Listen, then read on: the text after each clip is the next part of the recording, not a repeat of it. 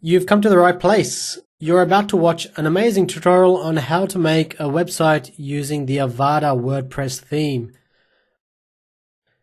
I'll teach you how to create a WordPress website step by step.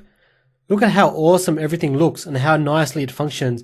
Seriously, you'd pay about $5,000 for this kind of thing with the web developer, but I'll show you how you can do it for next to nothing in about 90 minutes. I'll show you how to add all of these cool panels and elements and widgets to your website as well. Go and check out the emcthemedemo1.com on your mobile phone as well. So here's the mobile demo. Check it out for yourself on your mobile phone. You'll see here that it responds perfectly to the size of your mobile device. And this is absolutely automatic. Seriously, it's just going to take you 90 minutes, so follow along with what I do here and you'll have this awesome looking WordPress website using the Avada WordPress theme.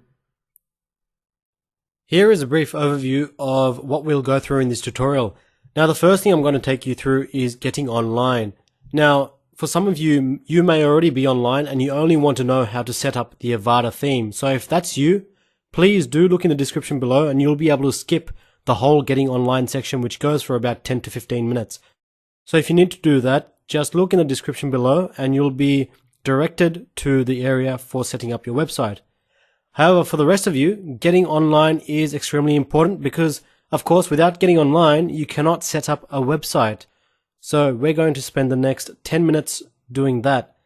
You'll need two things: a domain name, about $12 a year or so, and it's just your .com domain name, whatever your business name is. It's your choice. You will own that domain. It's only $12 per year. That's literally $1 a month. Web hosting, approximately $7 per month.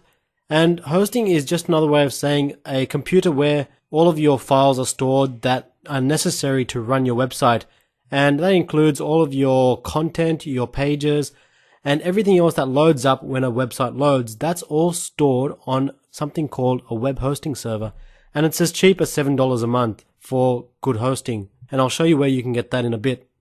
Then setting up the website, the Avada theme design costs $59 from ThemeForest. And the advantage of that is you don't have to pay $5,000 to a web developer to get some design done. It's all there and all ready to use. And then last but not least, setting up and configuring everything costs you nothing because this tutorial shows you exactly what to do step by step. Therefore, what's the total website cost? About $10 a month. So you really can't go wrong here. So now the first thing we need to do is get you online. So if you look in the description below this video, you'll see a link for hosting. Just click on that link. And it'll take you to this site here for HostGator. Now, this is the company that I use personally, and I've been using them for nearly 10 years for all of my websites, my business websites, my e-commerce sites, everything. So look, if you want to choose another web host, that's absolutely fine. But just keep in mind the rest of this tutorial will be done using my HostGator account. So if you really want to follow me step by step and get everything set up exactly the way I do, then I recommend sticking to what I'm using, but it's completely your choice. So you'll see a couple of different options. You'll see web hosting and WordPress hosting. Yes, we're building a WordPress site, but there's no reason we need WordPress hosting specifically. Now it costs more, and you can read about that a bit later. What I use is basic web hosting, and to be honest, basic web hosting is super fast and it is absolutely more than enough for most or 99% of websites out there. So it's cheaper than the WordPress hosting as well. So you can read about that in your own time, but look, I'm going to stick to web hosting. That's what I use. So it's really your choice. Choosing a plan, there are 3 on offer. Ignore business, there's stuff you don't need there. Baby and Hatchling, pretty much identical, except Hatchling allows you to host one website and Baby allows you to host a number of websites. Now you can always upgrade from this to this. So if you're in doubt, go with the cheapest option, the single website, the Hatchling plan, and click on sign up now.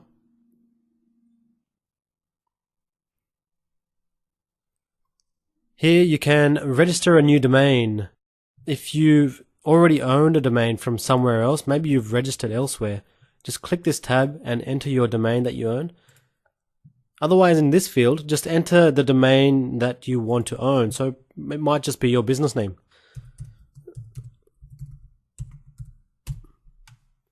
What the service will do is just check to see if that name is available. And if it's not, it'll just come up with an indicator like you see here. Now, I'll just pick something else.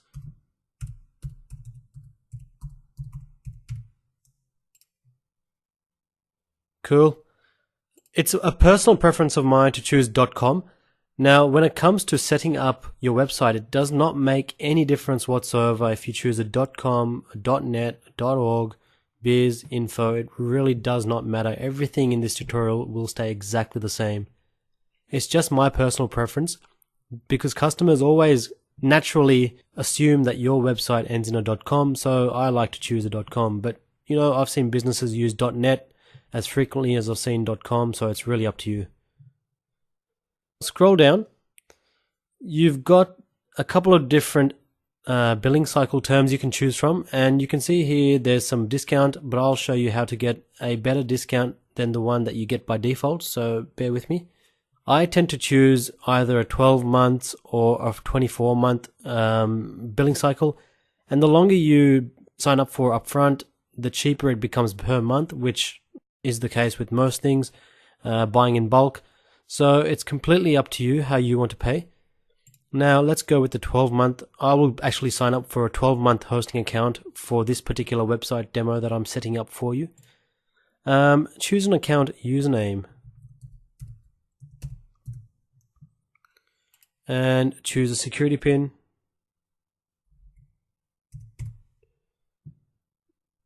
Okay, we'll come back to the billing info details. Just skip that for a second. In additional services, I tend to remove any optional additional services. Now, these are not absolutely essential. To be honest, they're not things that I use myself. They are not things that you necessarily need to set up your website. So it's completely up to you. It's your choice. Now, in the coupon code section, I did tell you that I'll give you a coupon code which gets you a bigger discount. So instead of the default coupon code that it shows you, use this one instead. eMedia Coach. Then click on the validate button. Before you do that, just look at your amount due. You'll notice that after using this coupon, it'll give you a bigger discount and the amount due is less. And this will always be the case, so make sure you take advantage of this coupon code.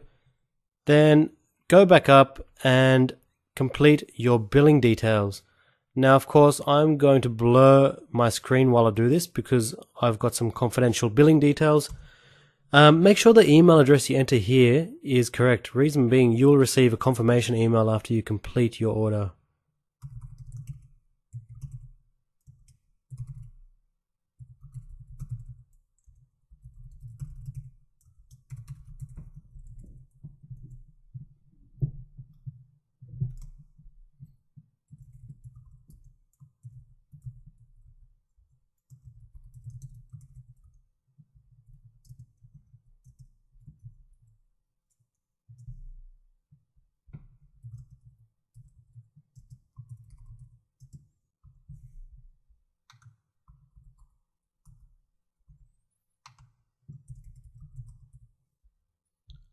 You've got a couple of different options for payment, credit card and PayPal.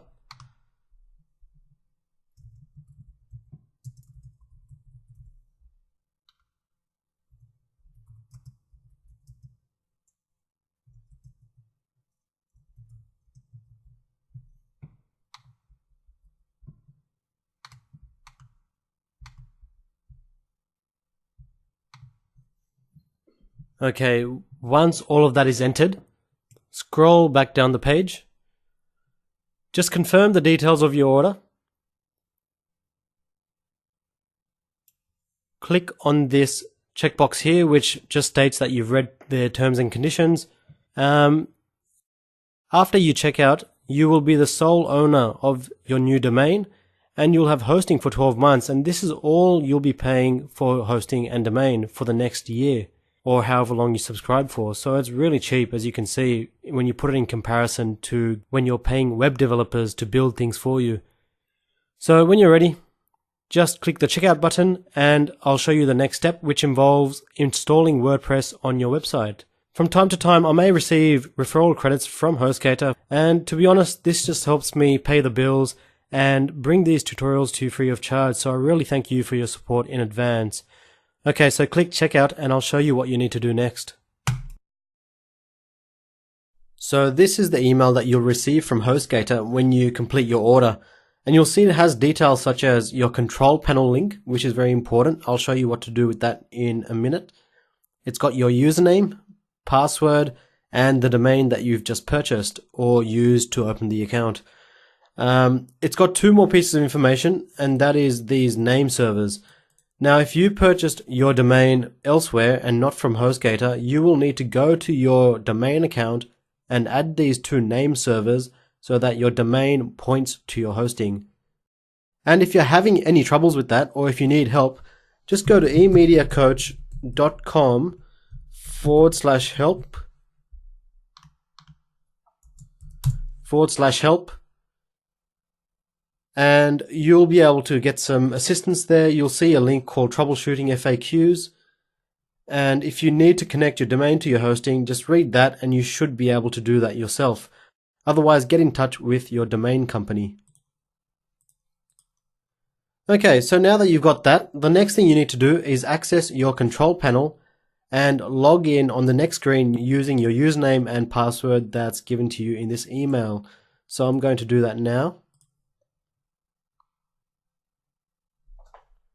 Okay, I'll just copy and paste the username and password from the confirmation email.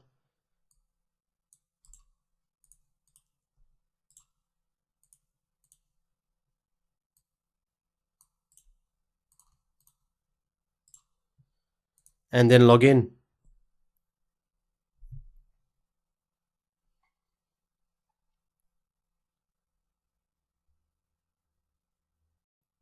And this is known as your hosting cPanel account.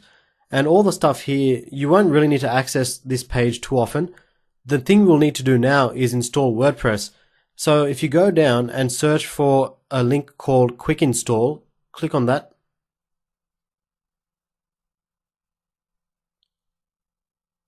And then if you go down, you'll be able to see a link called Install WordPress, or you can click on the WordPress in the sidebar. So I want you to go ahead and do that because we're going to be installing the WordPress platform onto your website. There are a few different options. All you need to do is use this free installation. Install WordPress for free. Now in this field here, your domain should automatically populate. If it doesn't, just go to the drop down here and select the domain. Leave this field here blank. We don't want to install it on a path. We want to install WordPress on the domain itself. Enter an admin email, and this should be an email that you can easily access.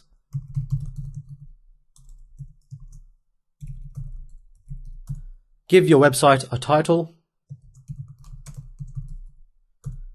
Enter an admin user and a first name and last name if you like. Then go down and install WordPress, and WordPress will be installed onto your domain. You can close this pop-up or any other pop-ups that come up. This is the area you want to pay attention to. So if you view details, you'll be able to see when your installation is complete. There you go. So the next thing you need to do is access your WordPress dashboard.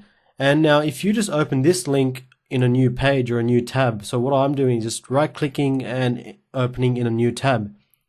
You need to use this username and this password given to you to log into WordPress. Okay, so this is the screen you should see. Now just note that sometimes it can take up to about 20 minutes for this page to load. So if it doesn't work for you, come back in 20 minutes or half an hour, reload this URL over here, yourwebsite.com/wp-admin. So just come back and eventually this page will load. Once again, if it doesn't load, just contact me on emediacoach.com/help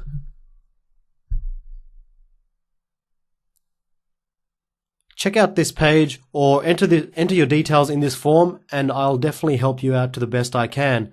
And most people get a resolution within a couple of days, so feel free to contact me if you have any problems.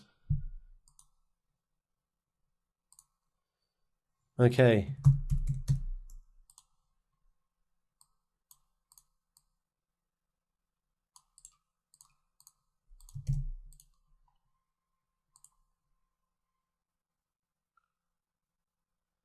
So, welcome to your WordPress dashboard. This is the admin control panel to everything or to manage everything on your WordPress website. Now, the first thing that I recommend you to do is to change the password for your login. Just keep note of the URL, your website /wp-admin. Now, every time you get to that login page, you'll be prompted with that admin username and password. So to change that password, go to users and all users. Because to be honest, you're never going to remember this. Click on your username. Now scroll down and we'll generate a new password. You can choose a strong password that they choose, or you can enter any password that you want to use to log in. Just confirm the use of your password and update your profile. Let me just log out and just make sure that's working.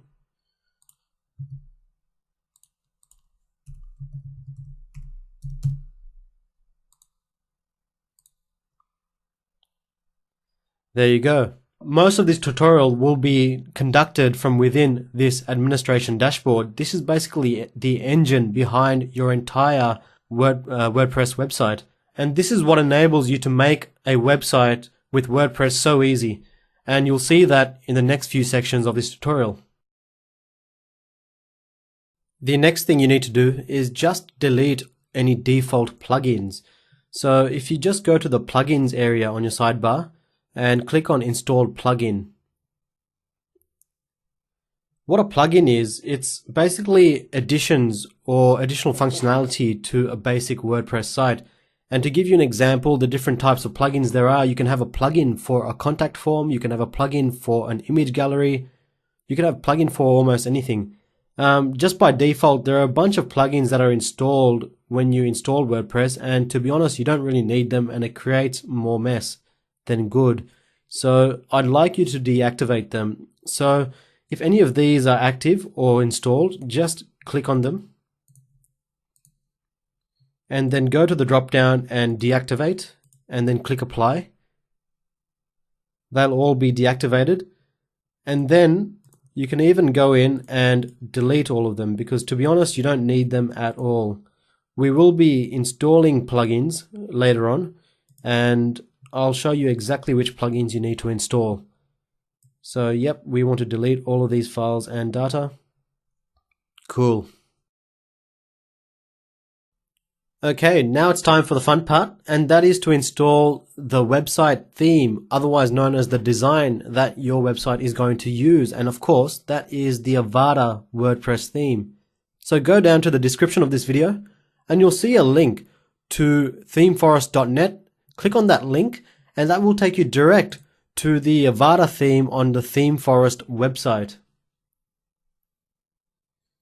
And this is the page you'll see. You can read all about Avada. You can check out all its features. You can actually even view one of its demos.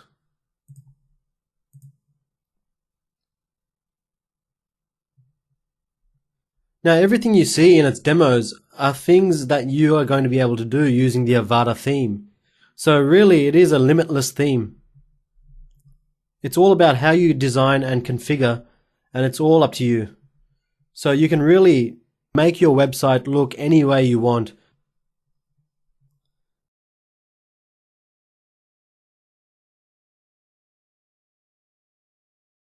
Okay, so when you get to this page, click on Add to Cart.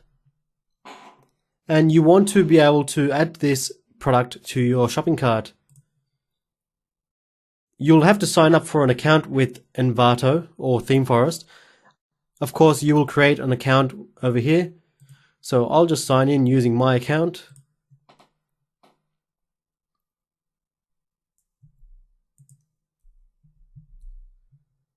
And then you would check out. Now I've already purchased the Avada theme.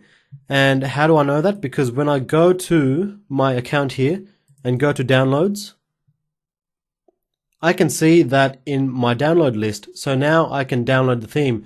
So I want you to go and purchase the Avada theme. I'm sure you can do that on your own. Just purchase that. Then after you do, you'll be able to see this theme in the downloads area. Now, if you click on downloads, you can either download all files and documentation, which I do recommend because there's a lot of interesting documentation in there that will help you set up your website. Of course, I'm going to be covering a lot of it, but there are other things there that will help you on how to make your website look the way you want it to look. For now, I'm going to download the installable WordPress file only. Now, this is just the design file without all the other documentation. And then save that onto your computer wherever you can access easily. I'll just save to my desktop.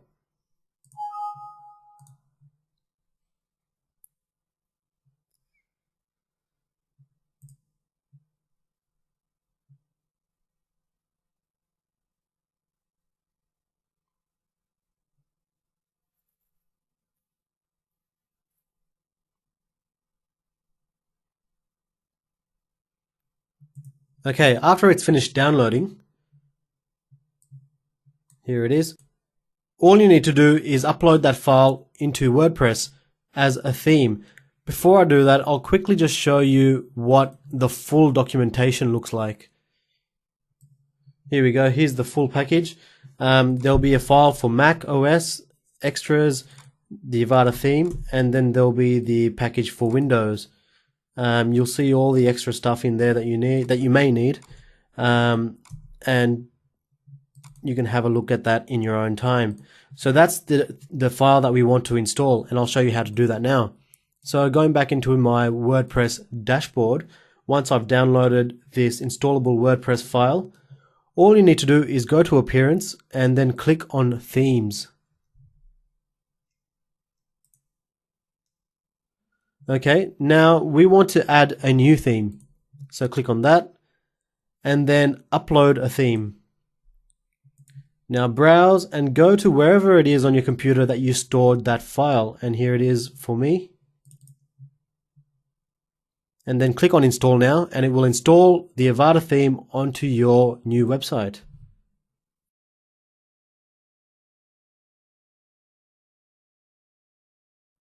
Now this can take a few minutes. It's quite a big file, so be patient.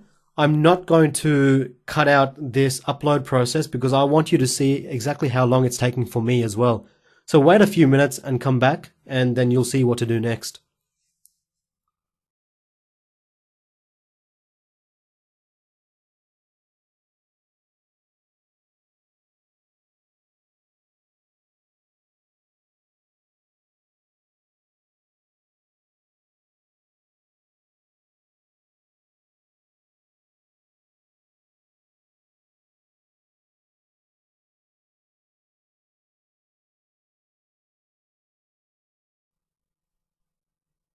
So there it is.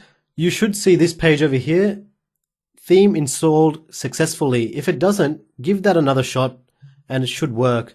But when it's installed successfully, all you need to do is click on Activate and that will activate this theme for your site. Cool, so that's all done. And to show you what your website looks like right now, you can actually go and visit your website.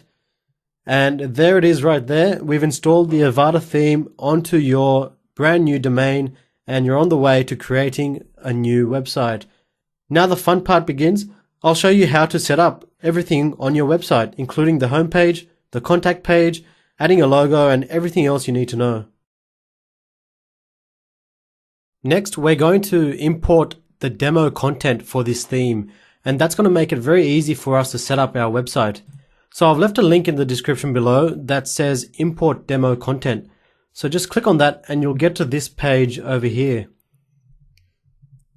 What we're going to be doing is importing a demo. So let's follow this through. Step 1, install the required and recommended plugins for the demo. The one we're going to install is called the Avada Classic demo. we need to install all of the plugins for the classic demo to import. So it's not too complicated, just follow along with what I show you. So first thing you need to do is install and activate the all-in-one WP plugin. Now, if you go back to your dashboard, go to plugins, click on add new. Okay, now go to upload plugin. And sorry, go back to search plugin. Search for all-in-one WP migration. And it's this one here. When you see this, install now. And then activate that plugin.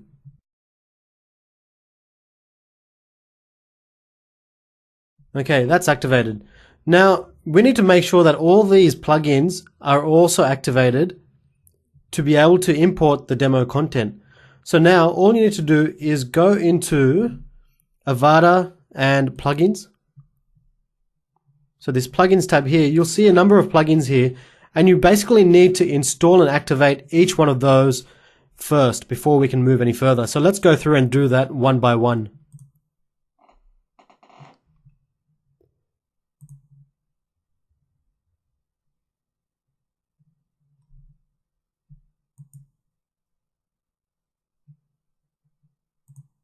Some of them are really quick to install, whereas others may take a couple of minutes.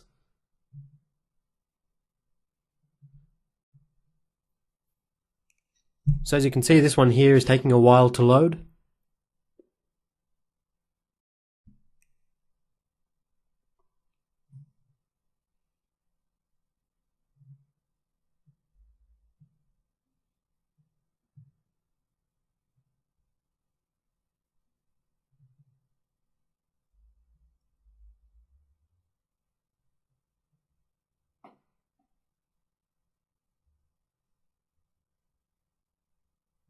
Yep, all done. Let's return to the plugin installer.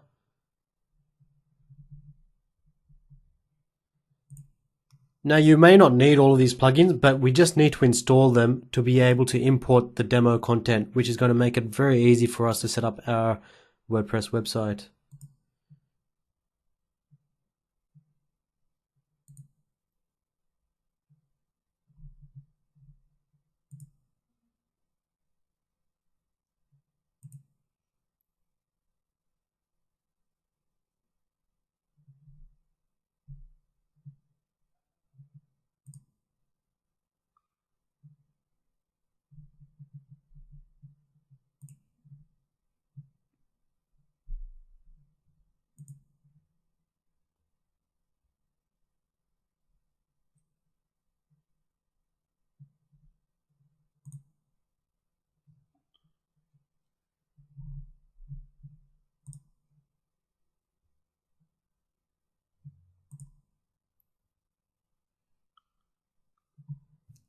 Okay, so all of our plugins are installed, all the Avada plugins. Next, step 3. Below is a list of the demo backup files. All you need to do is download the relevant file to your computer. So if you scroll down on this page, you'll see a number of downloads. The one we're interested in is the demo classic. And so let's click on that and download that and save it somewhere on your computer where you can easily access. Okay, once it's done downloading, next step, navigate to WP admin all-in-one WP migration and import. So the plugin we just installed a couple of minutes ago, the all-in-one WP migration, we want to import a theme, a demo. So let's do that. Let's import from file. It's the one we just saved to our computer, the classic. So double click that and it will begin importing that into your site.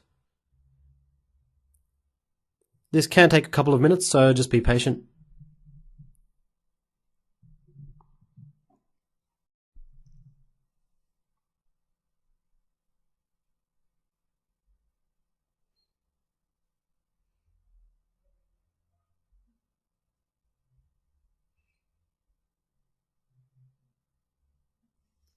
It will prompt you with this message. The import process will overwrite all your database, media, and plugins and themes, And yes, we do want to continue to the next step.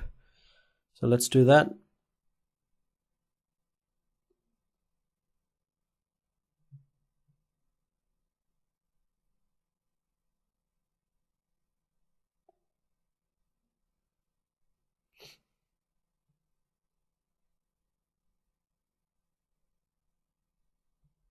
Okay, now let's see the next step.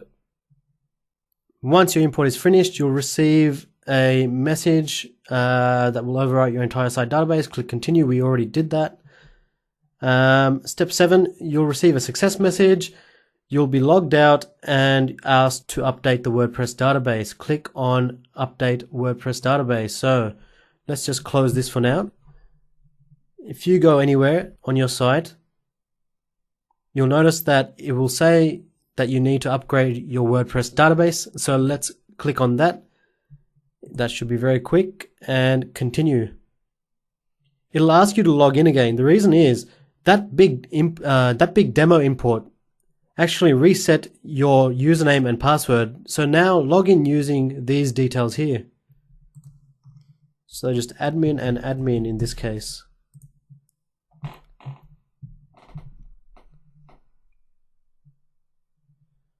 Cool. Now, of course, it's probably best that you go back into users and update your password from here on in.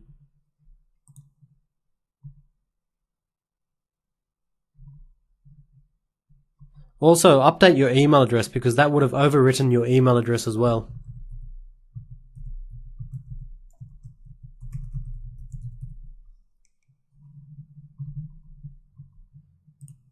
Let's generate a new password.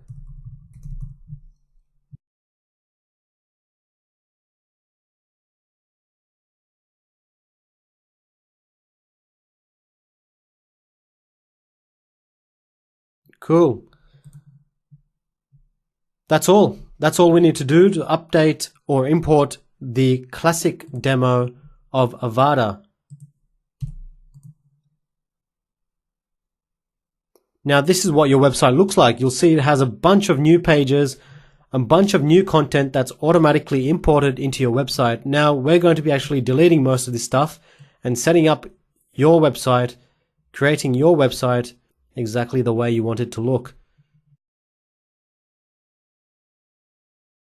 Okay, now back into your dashboard area. There are just a couple of initial configurations that we need to do to set up the framework before we dive right into setting up the home page, slider, and all the other elements that go on the home page. You can dismiss any notices that come up. Okay, now just follow along with what I do here.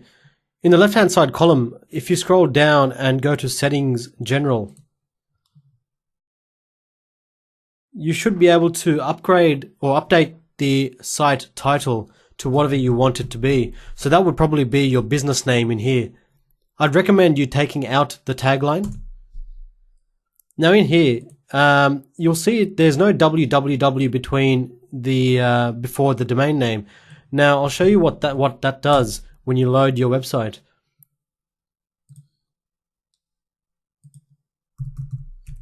As you'll see, the www doesn't load. Now this is not a requirement, it's just a personal preference. I like to add www right in there, and the same thing for the next field as well. This is completely up to you. Update the email address to your own personal email address, one that you have access to, because if you forget your password, you will need to get that reset and it will be sent to this email address. And any other notifications that come from WordPress, which are very rare, but it's good to do. Save changes when you're ready. Because you just changed the www, it will ask you to log in again. So do that.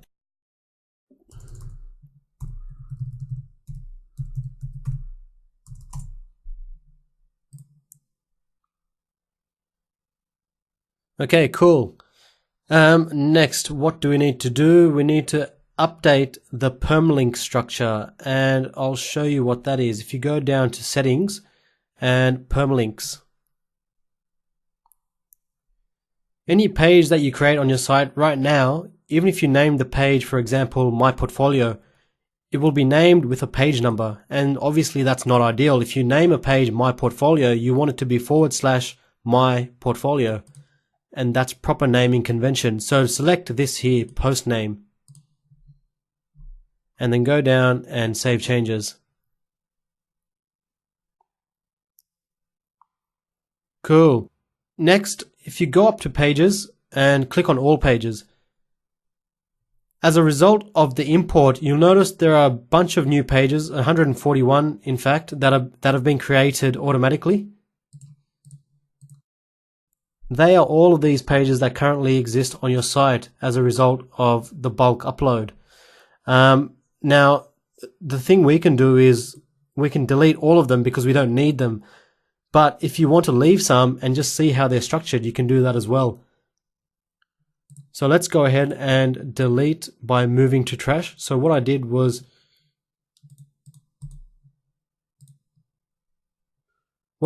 just click on the checkbox at the top, which selects everything, and move to trash, apply.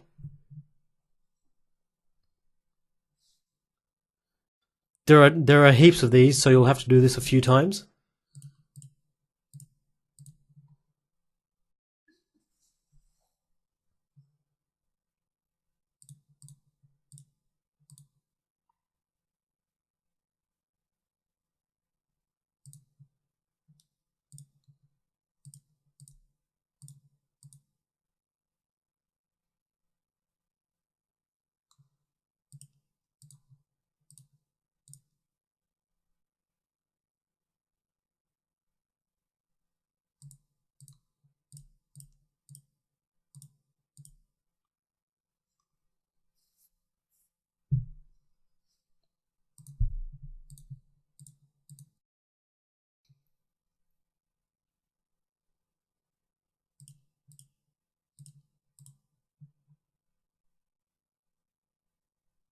Once you've done that, I recommend you go into the trash area and do the same thing and delete all of them permanently. The reason is, if you don't delete them permanently, you won't be able to use any URLs that are already taken. For example, a page called blog, it will be your website.com/blog.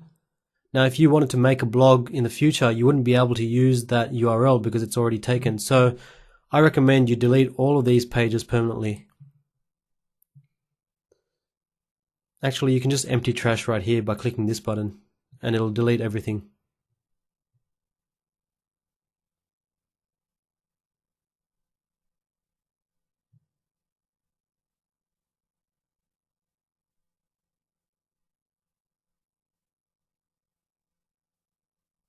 There we go. I recommend you go to posts as well and do exactly the same thing. There'll be a bunch of dummy posts, basically, just default posts. So I recommend you just check all of them off and move them to the trash bin. And don't forget to empty the trash as well.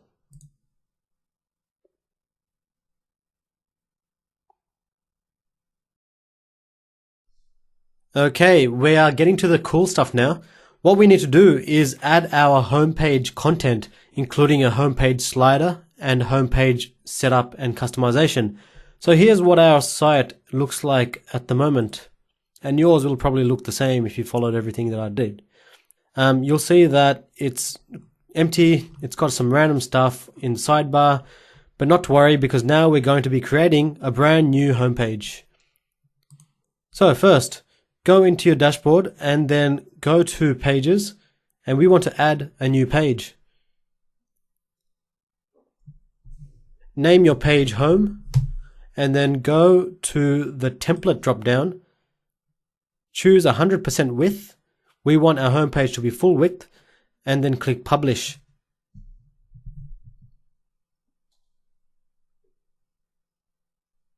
Okay, now go under settings and go to reading.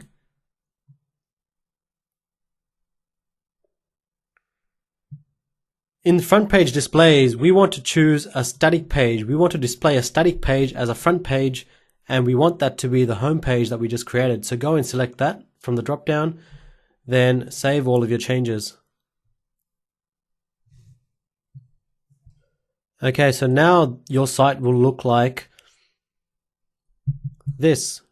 You'll have a home page and it'll be completely blank, and that's our blank slate to begin setting up your home page.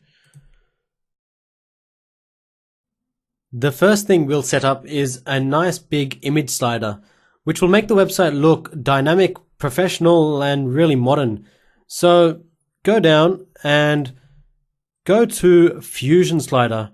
When you hover over that, you'll see two options, either to edit slides or add a slider.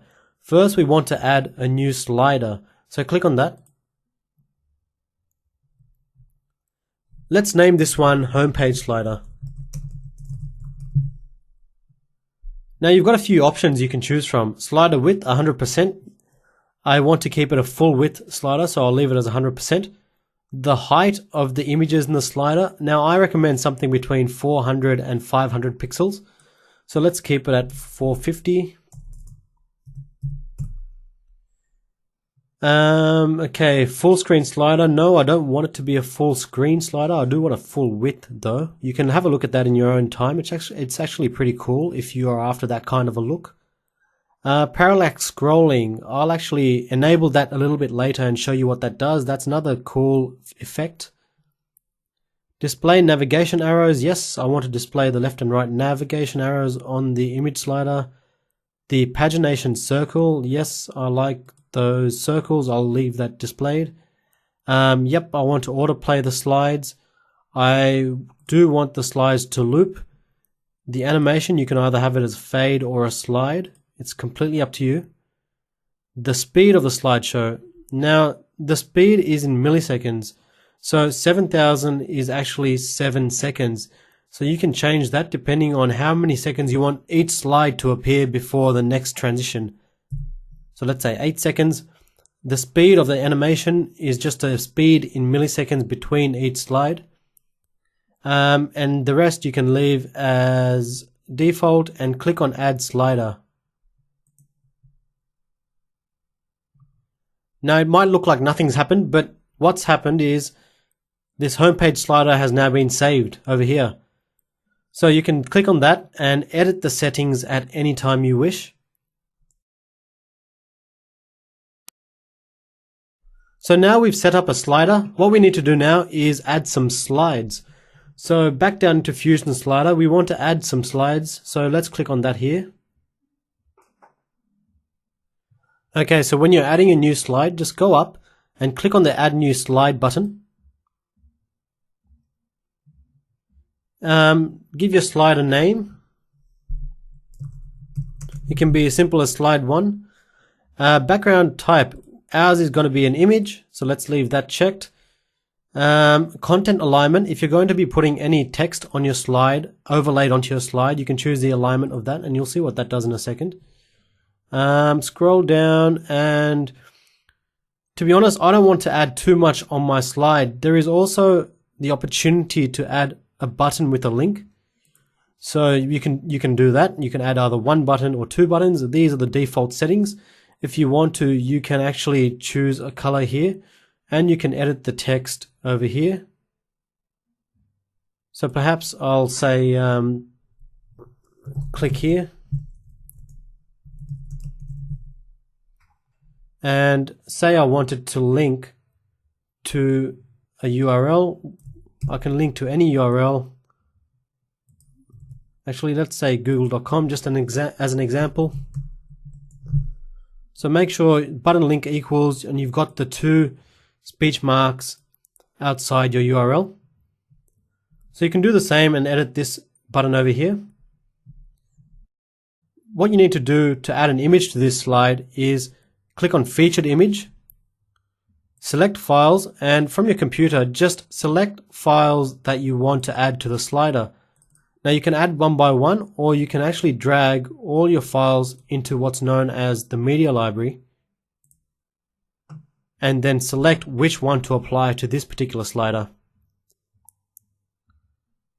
So you'll see all of your images upload, and this is known as your media library. You can access this anytime you want. So anytime you upload an image, it remains there, and you can access that image anytime you wish. So I'll remove that. I can choose, say, this one as my first slider, and set featured image. And you want to make sure to assign this to the relevant slider. So I want to assign this slide to my homepage slider. Then click Publish.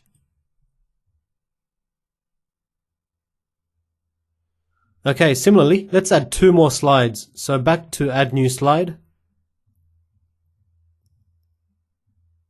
Let's say slide 2. And similarly, I'll align any content to the center. If I put any up there, I can edit the buttons if I want to. Make sure you assign it to the homepage slider and set your featured image. And because I've already uploaded the images, I don't need to upload them again. They're in my media library. So let's select this one as my second slider, set featured image, and then publish.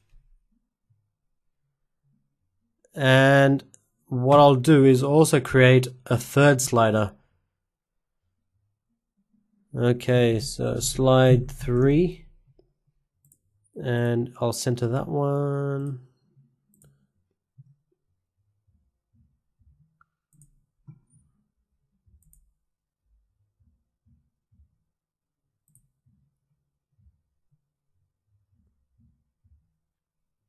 And publish. Okay, cool. So all of our slides have been added. Now you can come in at any time and edit any one of these slides. If you want to see what slides have been added to a particular slider, go to that slider and click on the number beside it. So if I click on that 3, I'll actually be able to see which slides are assigned to this homepage slider. And of course I can go in and edit them at any time I like. Okay, so now we've added a slider and we've added slides. So what we need to do now is actually add it to our homepage. How do we do that? Okay, so go into Appearance and Theme Options.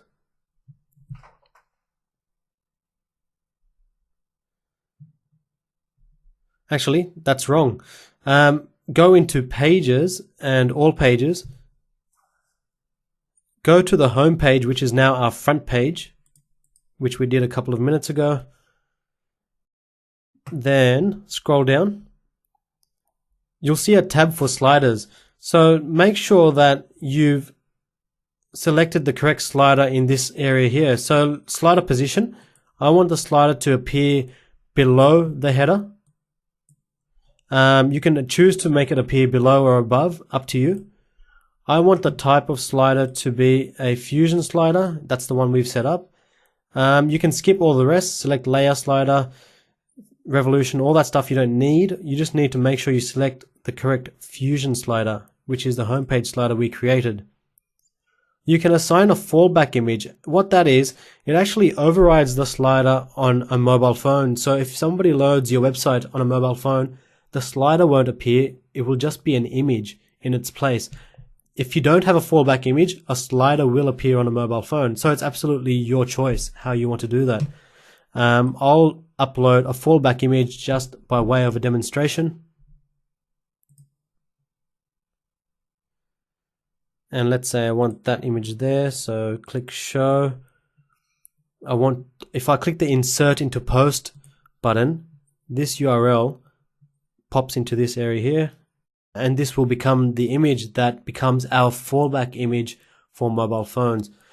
So okay, so that's done. I've enabled the correct slider settings for this to appear on our homepage. So when you've done that, click Update.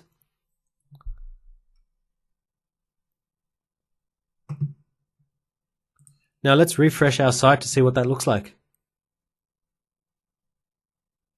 There we go. We've got our beautiful homepage slider. And you'll see that after 8 seconds, it will transition onto the next slide. Now, you may choose to make slides taller, shorter. It's completely up to you. This button, remember how I added some text and a link? So if I click here, it'll actually go to google.com. What I can also add is some text above this area here. So what I need to do is go to this particular slide. So if I go to Fusion Sliders, add or edit slides, I believe that was the first slide. Okay, so here we are, the heading area. Enter the heading for your slide.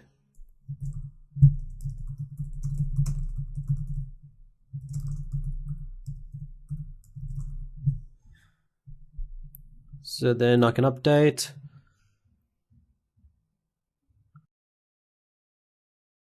Say I wanted to make the slider a little bit taller than 450 pixels. I can come back in here at any time, go to the home page slider, and then change the height as I wish.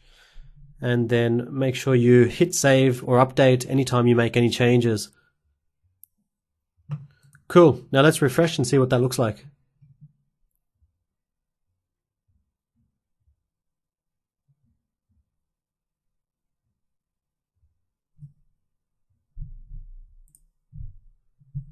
And there's the text.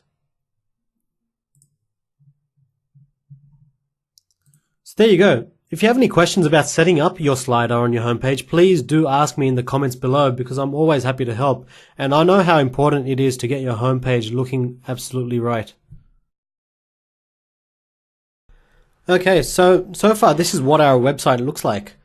As you can see, we've added our slider, and there's some space here. Now we need to basically add all the elements and panels that we want to display on our homepage. And you can configure this any way you want. But I'm going to give you a really cool way, a really simple but effective way to beginning setting up your homepage as easy as possible. And you don't have to know anything, because we're going to be using stuff that's already been set up and copy things across. And I'll show you what I mean. First, we need to get rid of this home bar over here.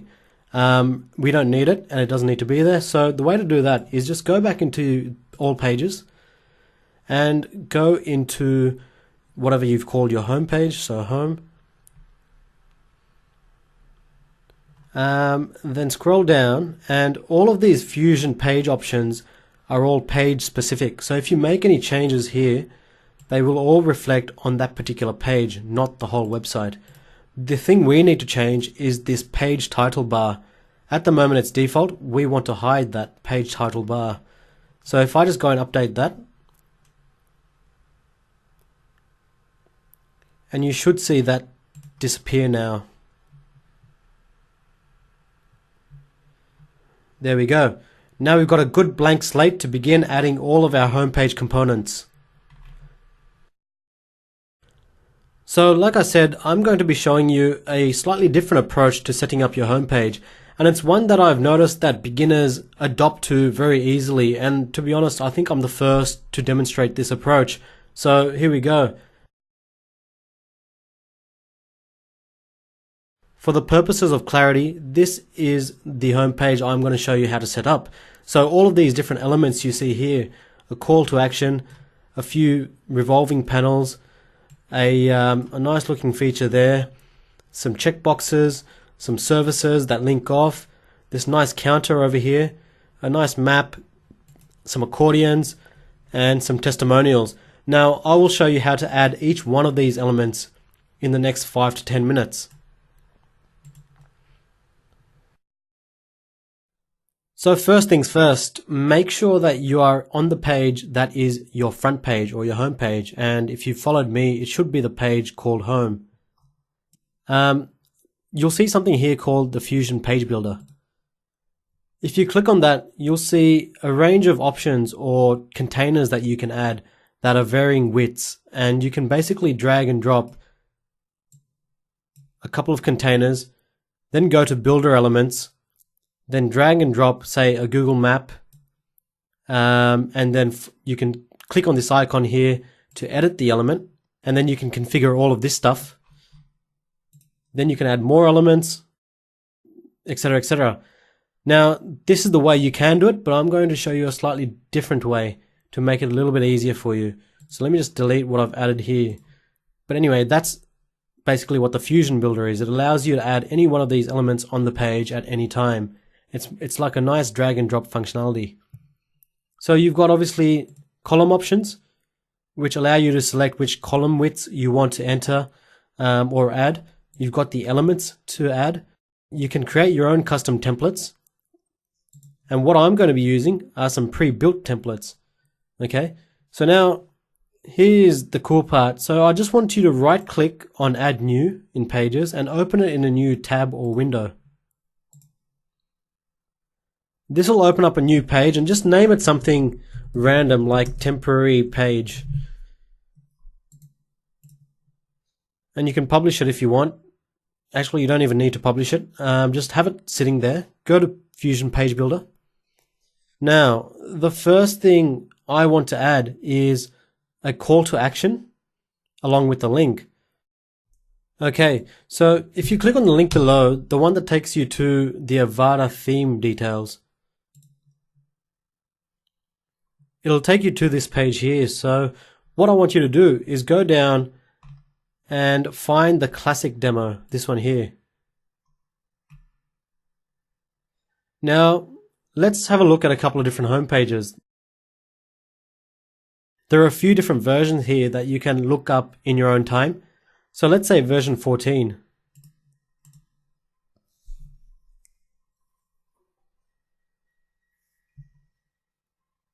Okay.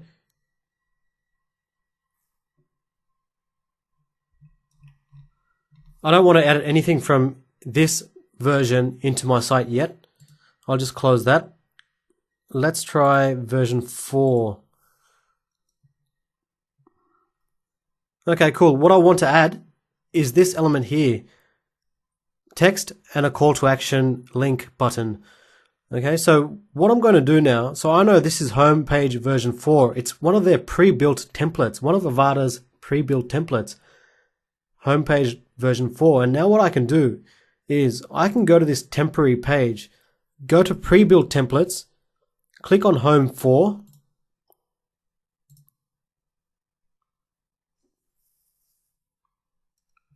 and it will add everything that belongs into that particular template. So now if you save that page, it will be, and look at your site, it will be pre-built with all of this information. Okay, I don't want that. I just want this part over here. So what I'm going to do is now go here, have a look at what they've done. So this is the tagline box. Okay, so I need to go in and add a tagline box into my actual homepage here. So if I go to column options, first thing to do, add a full width container. Now I recommend you do this regardless of what the other demo pages do. Add a full width container. Now let's see what they've done. I just need to add a full width tagline box. So I need to add this full width column. Go to Builder Elements and add this tagline box. So drag and drop that. So now I can edit this tagline box. And what I can do to compare is go to this one here and click the edit button here. So now I know what details I need to fill in to make it look like the demo. So if I just compare the two pages, okay, that's all fine. Left, you can change the button text. So say learn more. You can change the URL the link will point to. Let's just take an example. We haven't set this up, but let's say contact.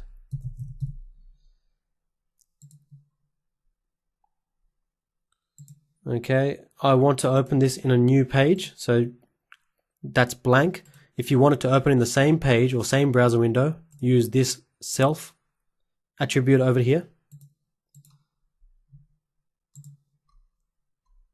Button size, the default one has it, the demo one has it as large. So I'll use the same, I'll use large. The demo has button shape square and a button type flat. Of course you can experiment with this in any way you want, but I'm just doing things so that it matches the demo. The button color, default, so that's fine.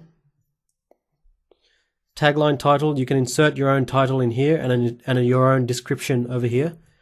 So for the purposes of this demo, I'm just going to take what's already there and copy and paste. Okay. Now, additional content, you can add some if you want. Okay, what else do we need to change? Animation type, direction of animation, speed, none, down 0.1, so that's all the same. And so that's fine. So this is the demo. I don't need to do anything with that. This is the real site. I'm going to save my changes. And now with everything I add, I will update and show you the update on the front end itself, so you know what it's done and you know how it looks every step of the way. Okay, so now I can view that page. Beautiful, there we go. We've added a nice call to action with some text that you can easily edit, and you know exactly what options you need to change to edit that. Okay, now I've added that element. Now I need to continue to add more elements onto the home page. So if I go back into the demos, let's try homepage version 1.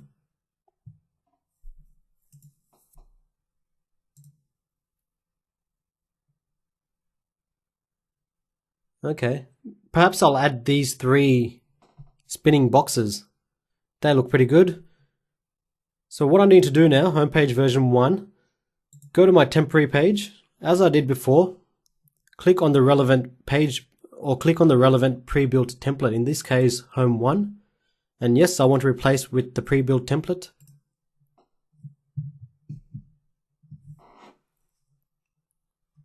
And all of that stuff will come down here. Now, these items are the flip boxes. So what I need to do now, go back to my real homepage, scroll down, add another full width container. I recommend you do this by default. This takes up the whole width, so I'll add a full width column. And flip boxes from the builder elements. Okay, so that's over there. Drag and drop that. I can edit that. I'll click on the edit button in the temporary page as well, so I know what all the settings are as default.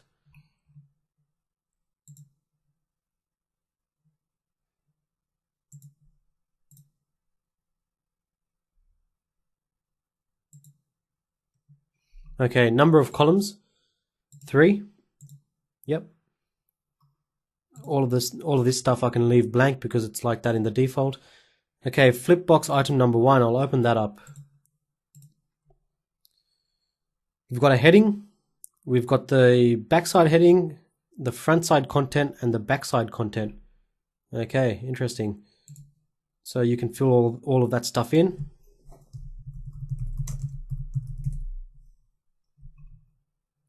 And I'll just copy and paste from the demo for demonstration purposes.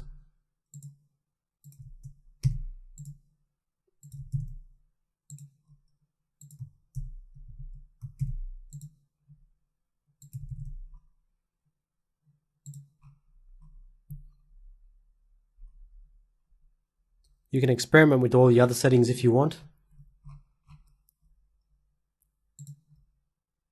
And you can choose an icon.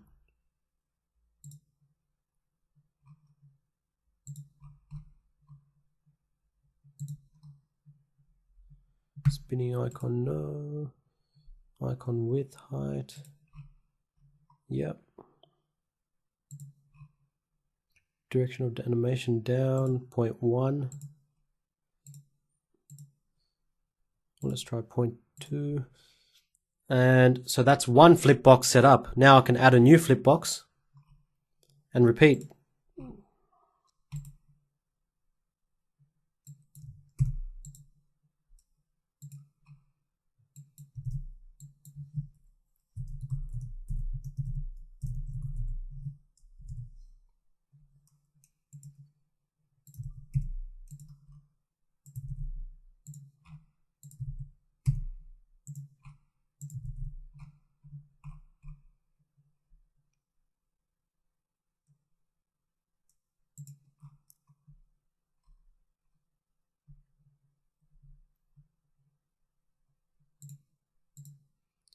Cool, and then I'll add the third.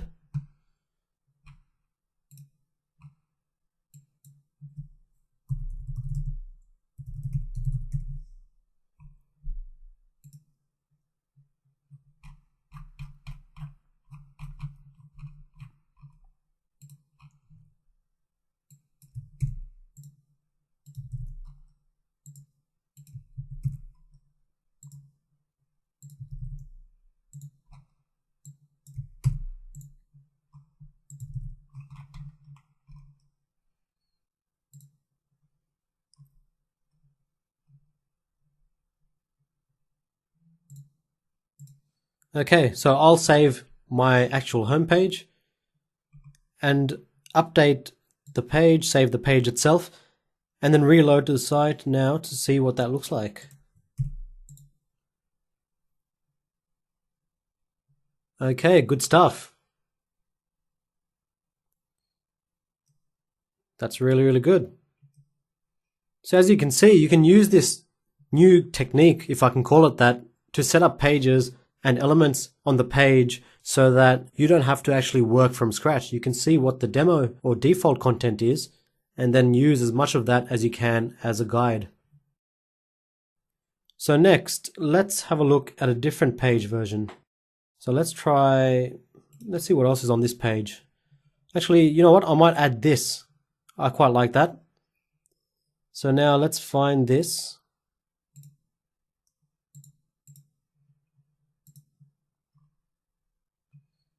This is the progress bar, okay? And I'll also add that as a half column, but I'll add it on the left. So I'll drag and drop this full width container. I will drag and drop this half column. Then I'll drag and drop another half column to get ready for the next one. And then go to builder elements and then drag and drop the progress bar. And as you can see here, they've done 4 of these particular widgets, or 5 of them. So I'll need to drag and drop 5 of them, but I've got a better way and I'll show you that. Just drag and drop 1, because what you can do, you can edit, you can set it all up, and then you can click this link over here and clone element, and it will clone all the settings without having you to do it again. So what I'll do, I'll just edit the first one. I'll go to this one here and edit that one as well. You can pick your percentage.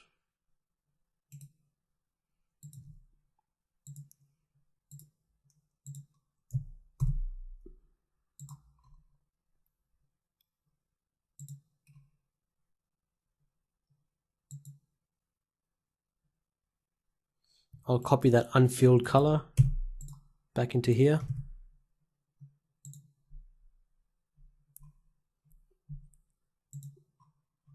Striped filing, yep. Animated stripes, yep.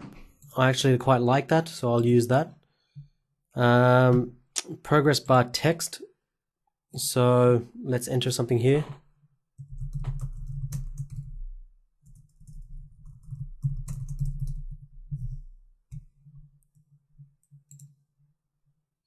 And that's all. So now I'll save that and update.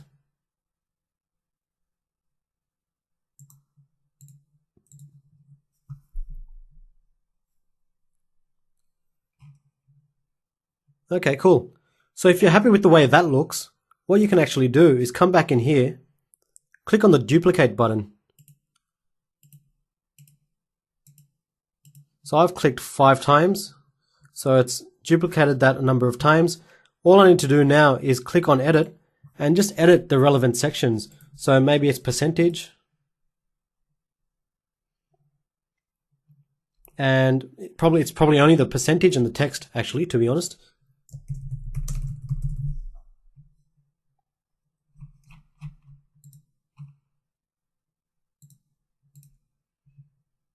And do that for each one. So as you can see, we're not wasting any time here.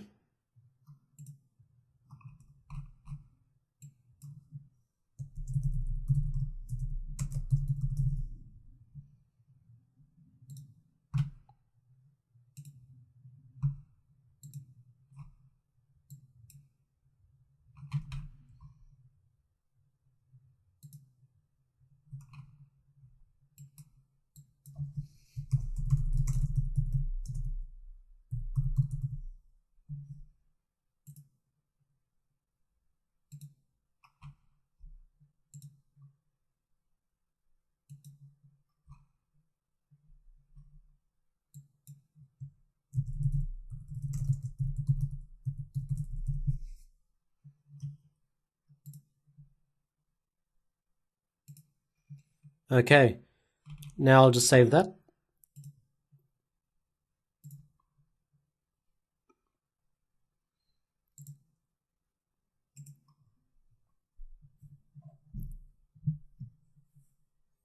And there we go, that looks absolutely fantastic.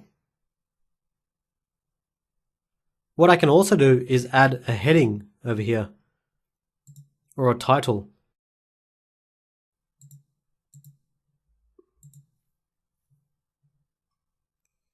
So I think this is a good example of one. Title size, okay. So what I'll do, I'll go in and choose a builder element of title. I'll drag that in here. I'll edit.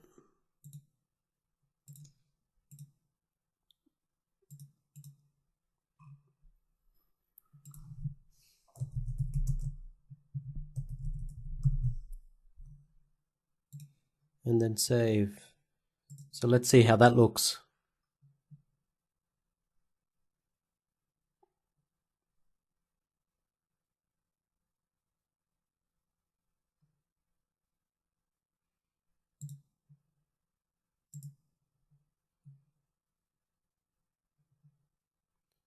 There we go.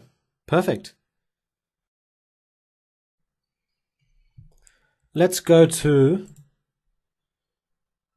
try homepage version 3.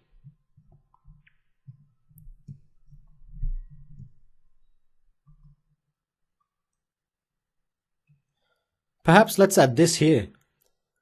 Some checkboxes with some key advantages to choosing our company. Okay, so homepage 3. Once again, go to your temporary page, click on homepage 3. And now go down, and which section is responsible for displaying this area here? Why choose us? Okay, this here. So first, this is a title. So to start with, I will go to the builder elements and then drag and drop a title over there. Title size of 2, and I'll just enter the title here.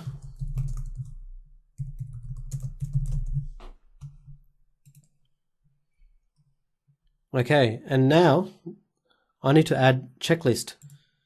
Okay, let's find that. Here it is, drag and drop. Edit. And now let's have a look at what the default checklist look like. Okay. Okay, cool. So it's got different areas for each checklist item. Now, this icon over here, you can set as a global icon. So it says here, global setting for all list items. This can be overridden individually below. So if you select it here, you don't need to select it individually over here.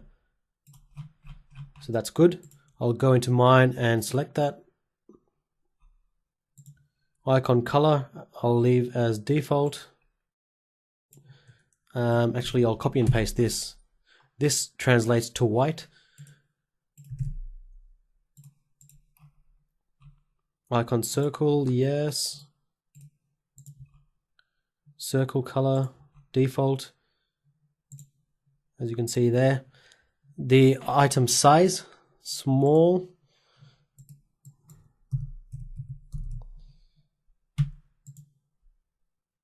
Okay, cool.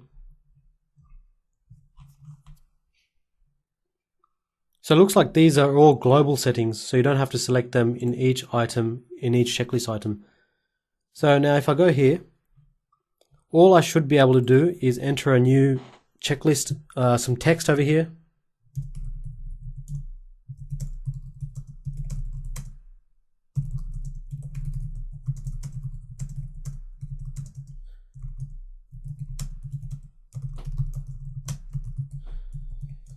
Brilliant step-by-step video tutorials to help you make a website with WordPress easily. Create your own. Actually, I'll put that in the next item. So checklist item 2.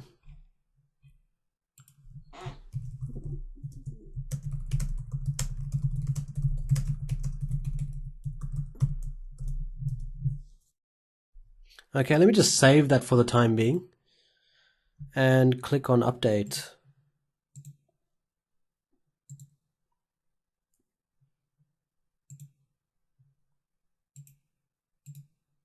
I just want to make sure it's appearing as I intend before I go too much further. Yep, that looks fine. Perfect. Okay, so I'll keep doing that. I'll add maybe 5 or 6 check marks.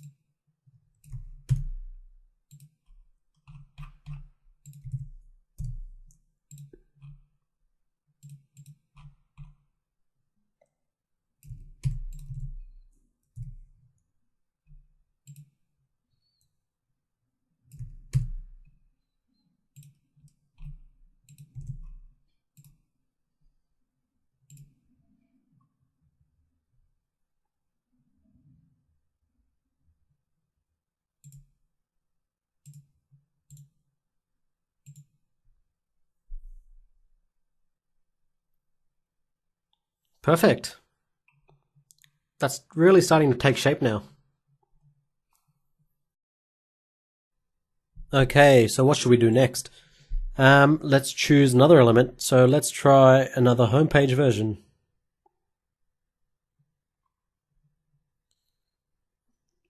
I like this. Let's do that. Some services and links to the service pages. Okay, so that was homepage version 7.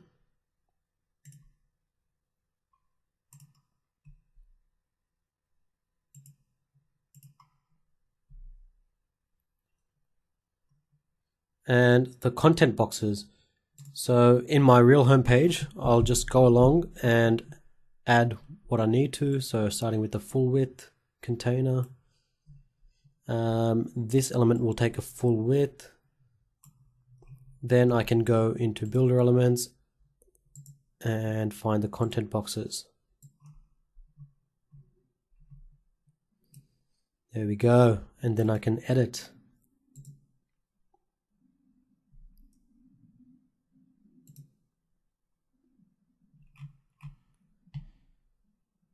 Okay, parent level settings will control all box styles together. Child level settings will control each box style individually.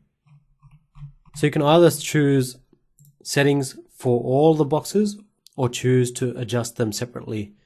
So I'll do it in the same way the demo is doing it.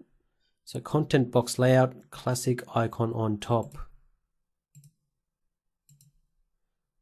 Number of columns, 4. You can obviously change that to how many columns you want, 3, 4, 5, it's up to you. Content alignment. I don't think it works with this particular layout, but that's fine, I'll just leave it. Okay, icon background default, yep.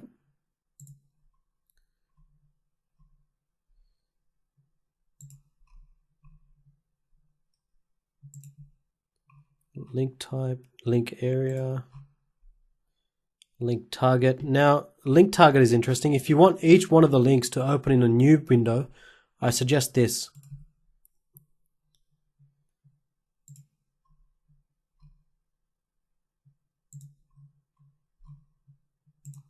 Okay, so these were all the overall settings. Now what you need to do is actually add the content for each box. So let's have a look at the demo.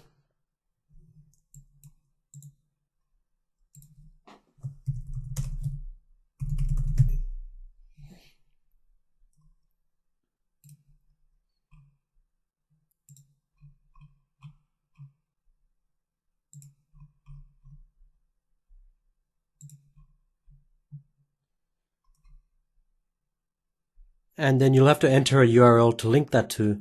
Obviously the pages are not set up yet, so for now I'll just enter some dummy URLs. So link URL.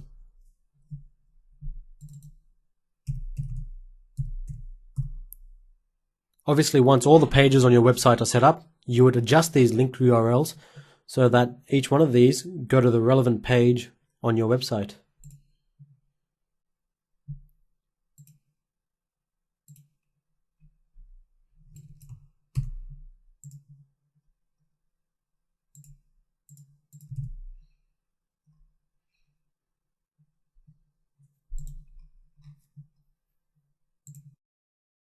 And that's fine. So you need to do the same thing for each one of those items or each one of those content boxes.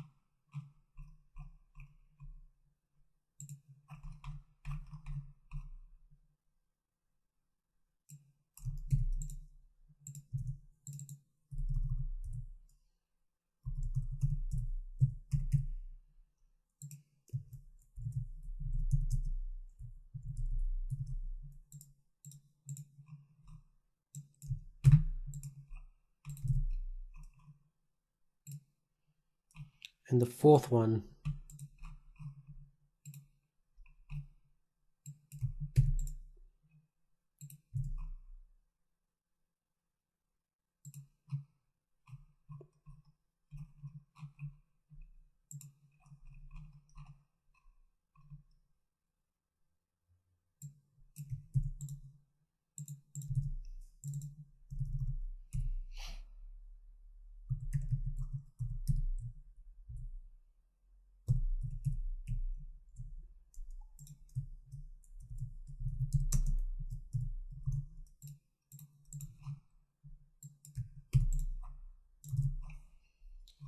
okay, so when you've done that, you can save and update your page to see what that looks like on your website.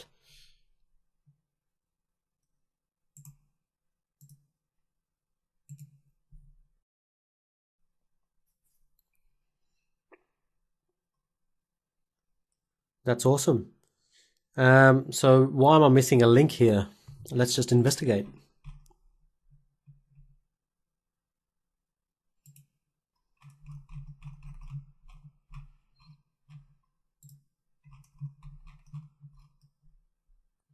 So that's interesting. If you've got no text, link text, it doesn't actually show the learn more or whatever it is. It just links this directly to whichever page you send it.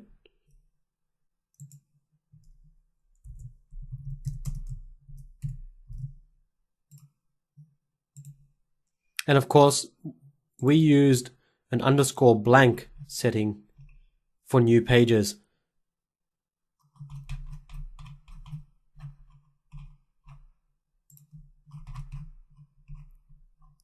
See that there? So all that means is when you click on a link, it opens in a new tab. It doesn't load in the same screen. Okay, good stuff. Making good progress here. Of course, if you have any questions while you're watching this, please do ask me in the comments below. Okay, now let's have a look at another homepage. Let's try 14 again.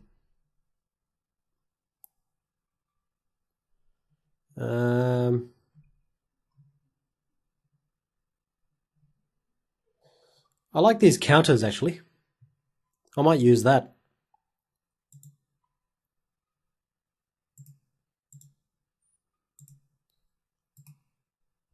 So I'll load up home page 14 in my temporary page.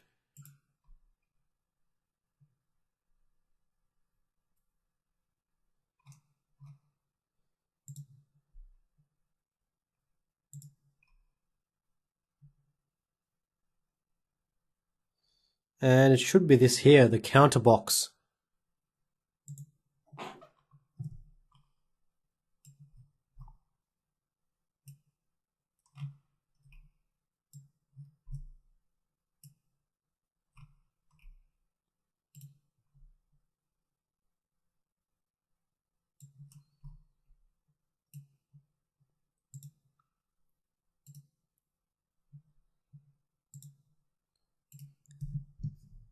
So a number of columns, 4, yep. Default. And then the items in the counter box. So this one's pretty straightforward to set up. So let's just copy the theme.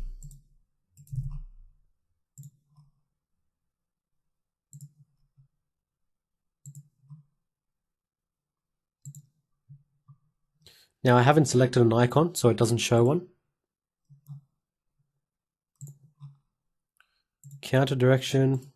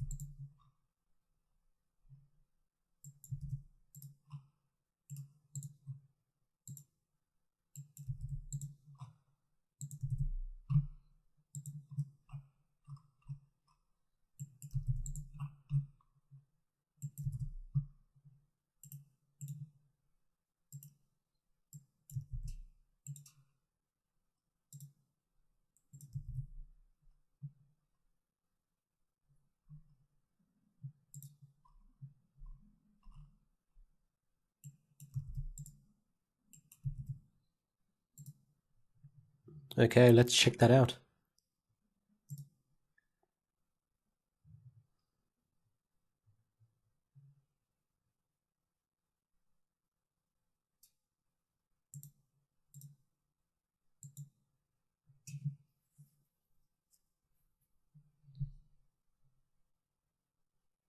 There we go. I really like that feature actually. It's a really nice dynamic feature to have on a website. It makes it look really modern.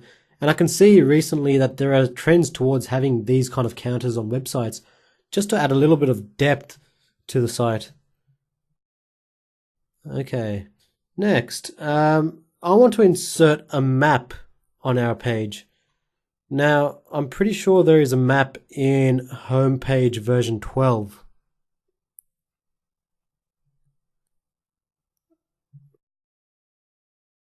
Oh, there it is. Okay, so I want to do precisely the same thing here. Have a map with the business location. So you would have your map with your business location and the address. So I want to do the exact same thing here. Homepage version 12. So I'll import that into my temporary page.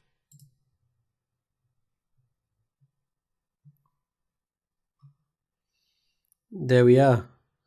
Okay, so what do I need to do? Full width container.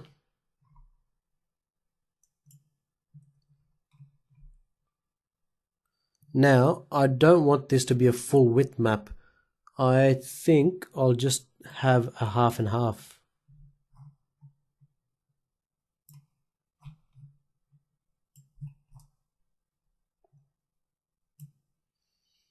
And you can also duplicate containers. So if I didn't have that, I could just click this clone element here and it would clone it right over there. Okay, so I need to add Google Map.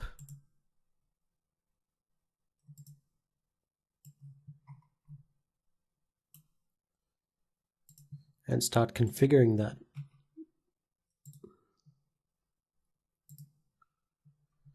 Okay. I'll just make sure the settings are the same. The height, it's slightly different, but you can set that to whatever you want.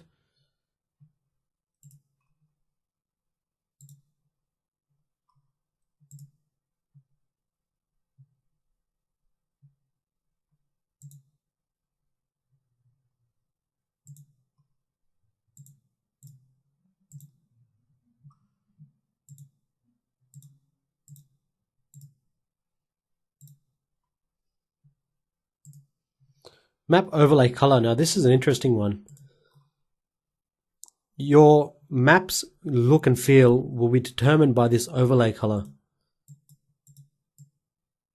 So you can choose one, or you can actually leave it as blank, so you can clear this and it'll just be default. So I'll leave it as default.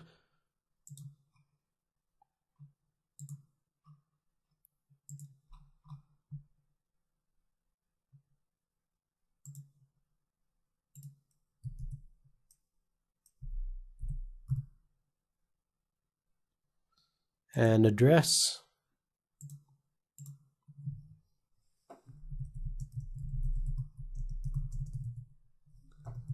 Obviously you would enter your business address.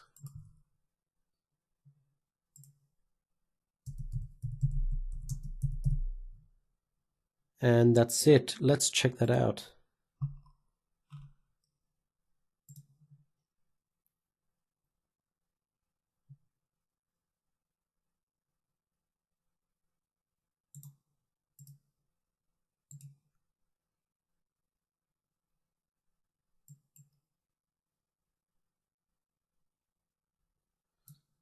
That's really good. Happy with that. So now if I change that overlay color, you'll see how the look and feel of the map changes.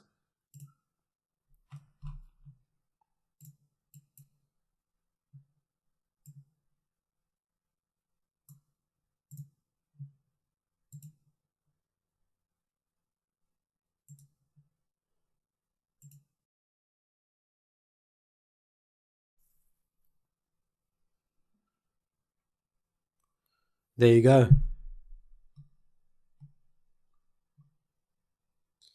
Okay, now I need to add our address in text. So what have they done here? They've added a separator, and then it looks like a text box or a title box. Okay, so I'll do the same. Builder elements, I'll add a separator and just check what kind of separator. No style, I think that's fine. And add a text block. Actually, I'll add a title block. It's not a text block, it's a title block.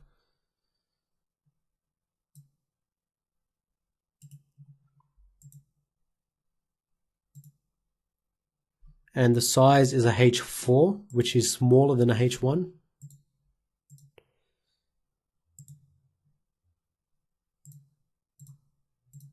You can choose the type of separator you want. A solid line or a dashed line, it's completely up to you. I will just copy and paste this default.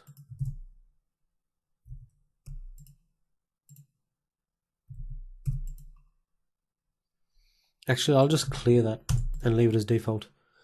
Top margin, bottom margin, they haven't located anything. They haven't input anything. Located in, okay. You can add some text under the title.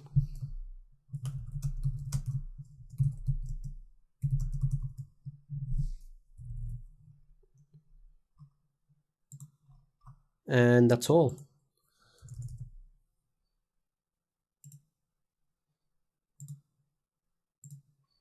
They've also added another separator and the actual address in a block under that. So this is a text block. Okay, so I'll just copy this text.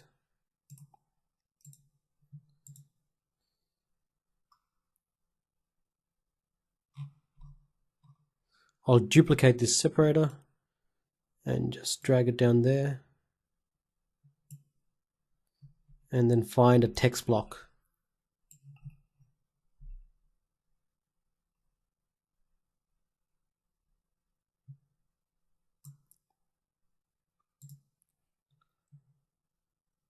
And you'll notice whenever you're entering text, there are two tabs over here. There's a text tab and a visual tab. The text tab should always be used when you're entering any code, any HTML. Otherwise, you should always use the visual tab.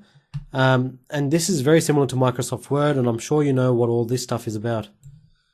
So I'll just copy and paste what was in the other demo site.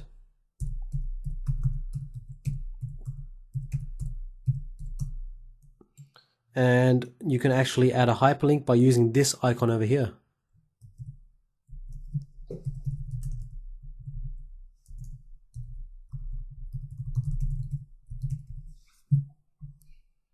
And you can choose to make it open in a new window or tab, or otherwise it will open in the same window. Okay. Save when you're ready, and let's check out what it looks like now.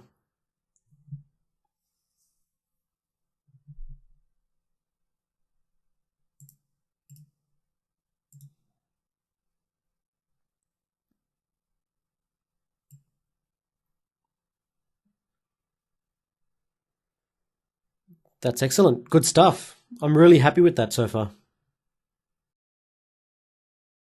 Okay, now back in home page 14, I saw some accordions that I wanted to add. They're a nice little feature when you don't want to take up too much space on your site, but still want information available to your users when they need it. So I'm going to add this accordion block.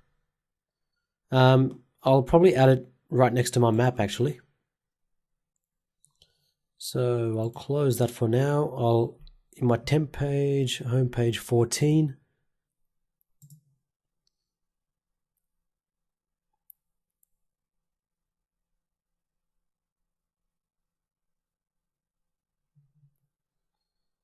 Where is it? It's this one here, the toggles.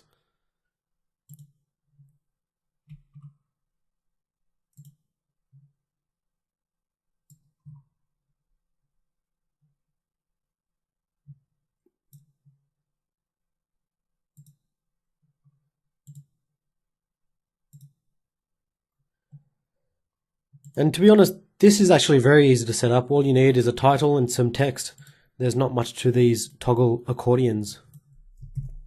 So I'm just copying and pasting from the demo as per usual.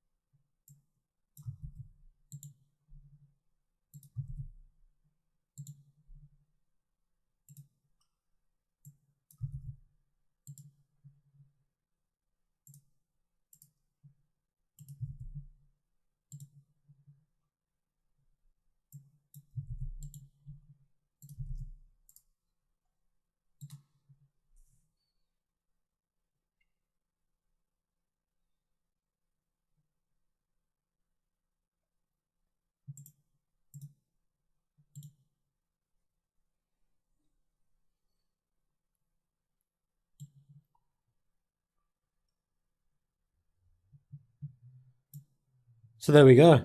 Pretty straightforward actually. Perfect.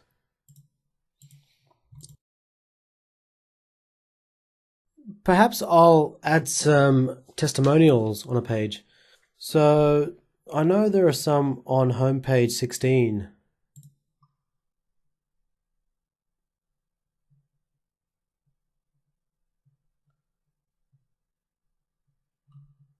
As you can see, all these home pages look really, really cool.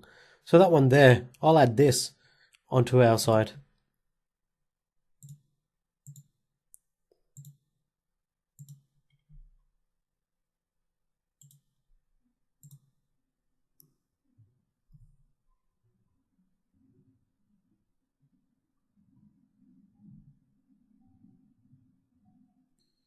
Okay. So I need thirds and a testimonial block in each third.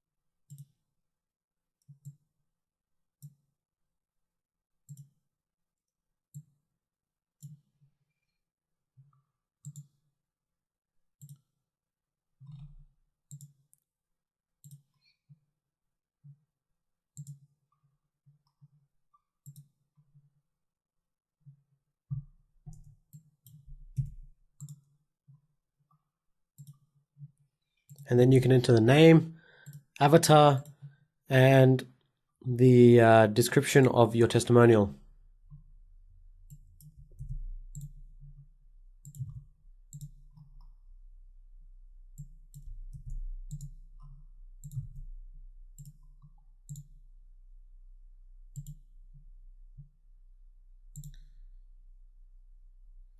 And I'll just save that.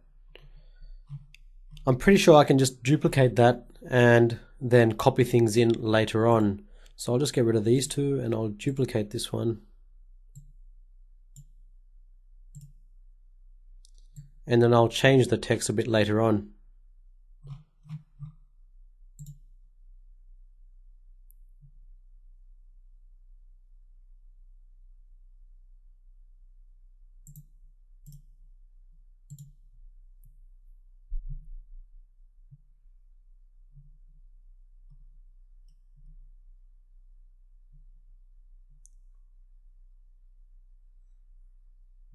There we go.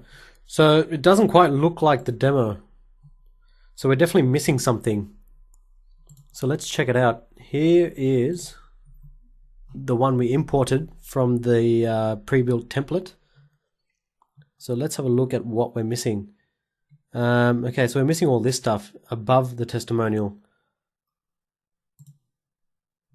This is basically a text block with some large text, which is a heading 1 text, and some normal paragraph text.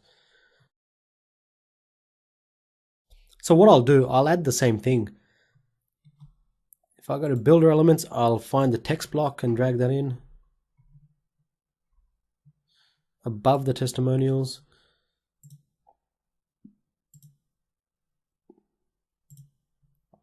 And I'll just copy and paste all of this stuff.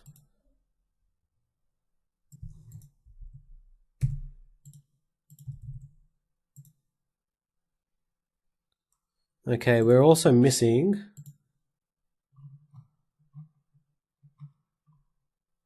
a separator. No style with some margin. Now, if you've got a lot of gaps in your home page, you can adjust margins wherever you need to.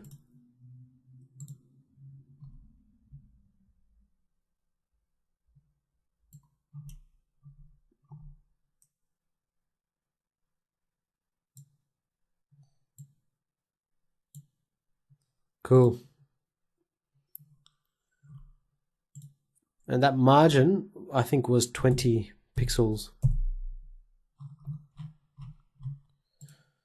So I'll try that, I'll update, and I can make any adjustments later on whenever I need to. So you don't have to get it right first time. It's all about trial and error and getting a look that suits your business website.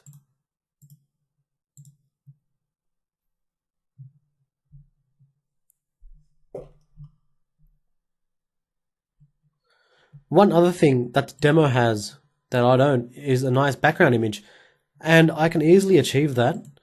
All I need to do is go to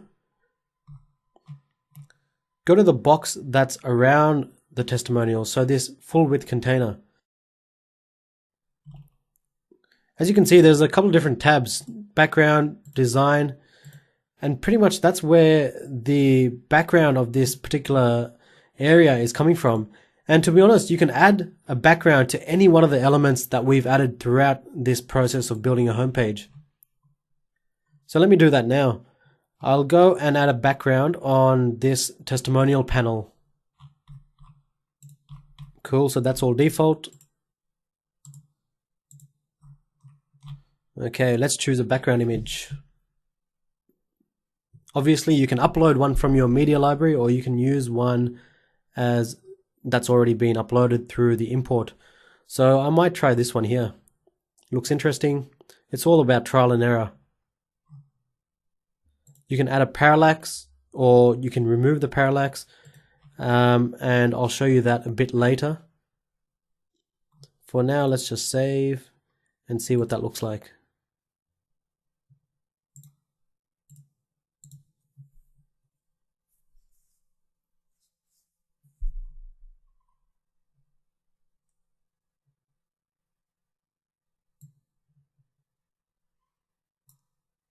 So as you can see, that image probably isn't right for this area. So it's just a matter of going in and editing that image, adding your own or choosing a different image. So it's completely your choice.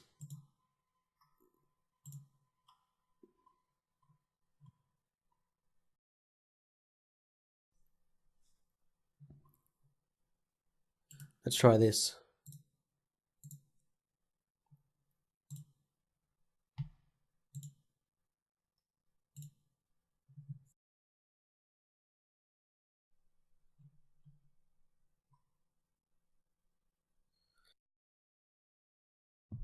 Alrighty, next I'm just going to give you a quick intro on the content editor and also show you how you can add multiple pages, as many pages as you want to your website. Now say you want to add a page for every section of your site, for example an About Us page, a portfolio page, a contact page. Say you have a number of services here and you want to add a page for each service so you can detail each service or product, so you can link off from your homepage here and have links going to each individual page. The way to do that is just simply go to pages and add new, and you can add an unlimited number of pages. If you want to manage pages, just go to all pages and you can either trash or edit from this section here. So if you click add new, you'll get to a screen where you can add your title, your text, and also importantly choose a template. So a default template has a sidebar, whereas 100% width page is full width, obviously. So I'll be showing you how to use this contact page in a second, but before I do that, a brief intro on the visual editor. You'll notice here that there are two tabs, visual and text. Only use the text tab when you're entering code. For example, you're inputting some code from Google Maps, or you're embedding a YouTube video, you would put that in the text tab because it actually collects code and renders that accordingly. However, the visual tab works very similar to a word processor. You've got all your functions, for example, titles, headings, you can bold, you can italic, you can do all of that stuff. You can add a link, so that's that icon there. You can add quotes, you can add bullet lists.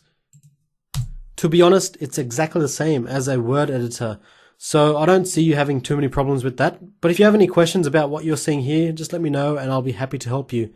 If you're not seeing everything, just click on this toggle toolbar and you'll be able to see everything. So hopefully that's okay, but if you have any questions, please do get in touch via the comments below. Okay, now I'll show you how to set up a content page on your website and also adjust the sidebar. Now this is very important because I'm sure you'll have many content pages on your site. So to add a new page, go to Pages and Add New. Now say that we're organizing or preparing a page called Our Services. Just as an example, it's going to be a static content page. I'm just going to use some dummy data that I've got on another screen here for demonstration. Okay, stuff you can do here, maybe you can put something in a quote.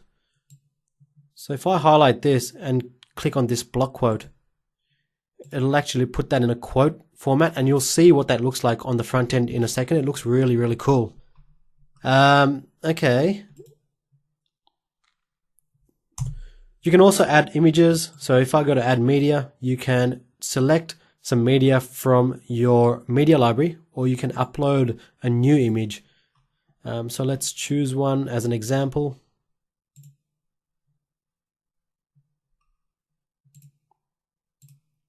Link to none, and you can adjust the sizing if need be.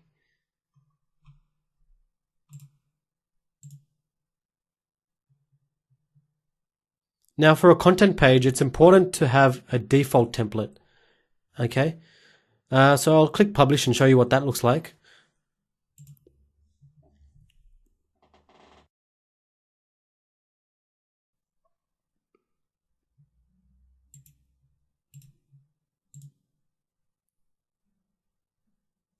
So at the moment, it's a full width page. And you can see the nice little block quote over here. It's a nice little feature. It makes the page look much better visually. Okay, so what I want to do is add a sidebar, maybe to the left. So what I would do is I'd scroll down, and in these page options, I'd just go to sidebar, select the default sidebar, and then sidebar position. Left or right, it doesn't matter. It's up to you.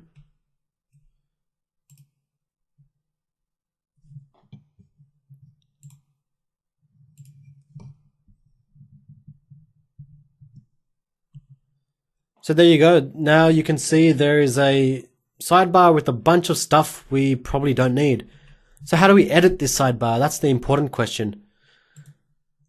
Back into your dashboard, if you go to Appearance and Widgets, you'll see a section for Blog Sidebar. There are a bunch of things here. If you click the down arrow, you'll be able to delete any of these sections that you don't want. So I don't want the search, recent comments, archives, categories, meta. I don't want all of that stuff. So I'll get rid of that.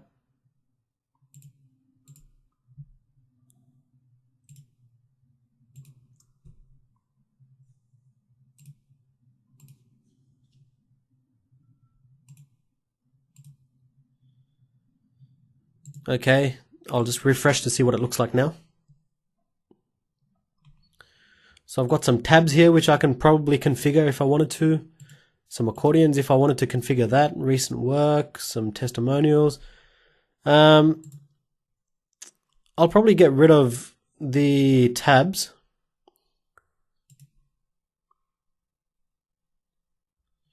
Recent works I'll keep in. Obviously you can adjust that when you want. Recent posts I'll get rid of. Contact info. Maybe you don't want your contact info in the sidebar. You can delete that. So here's what it looks like now.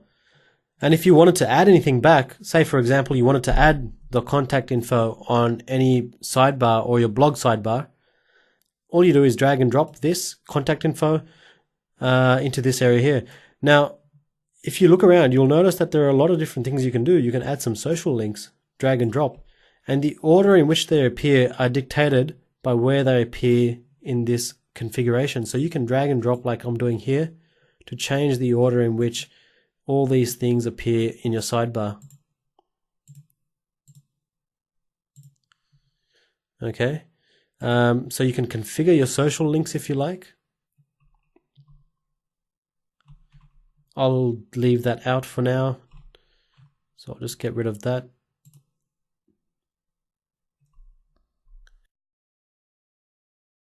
And like I did before, I added the contact info. So you'd just be able to fill out all the fields here, and just like magic, all of that stuff will appear in your sidebar.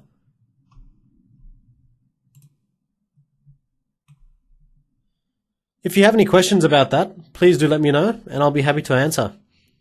Similar to how you can configure your sidebar, you can also configure your footer and all these other sidebars that are available, or what I should call them widget areas, but I won't go into too much detail right now because it's probably not something you want to learn about at this stage. But update your blog sidebar because that's the main default sidebar that we will be using for any of your static content pages. Now I'll just run you through how to make changes to the footer area over here, down the bottom of your website. So if you go back into your dashboard and in the Appearance tab, you should see widgets. Just click on that. Now the one we want to change are these footer widgets 1, 2, 3, and 4. So this is widget 1, footer widget 1. Footer 2 is in there. There's nothing in there. 3 and 4. That all corresponds to these 4 areas over here. So now, similar to how the sidebar works, where we added different elements to the sidebar area, you can add different elements to the footer widget area. So if you open this up, you'll see that there will be a piece of text by default. Now this correlates to this stuff over here. So all you need to do is edit anything you want in that box, or you can actually drag new stuff over. For example, contact info, social links, and all this other stuff, calendars, You can also create a custom menu. Here it is. So let's go ahead and make changes to our footer widget. So I'll leave the first one as is. The second one, recent posts. The reason why nothing's showing up is because there's no recent posts at the moment. There are no posts. I'll just delete that. Now let's see, what can I do? I might add some social links. So I might drag and drop that in.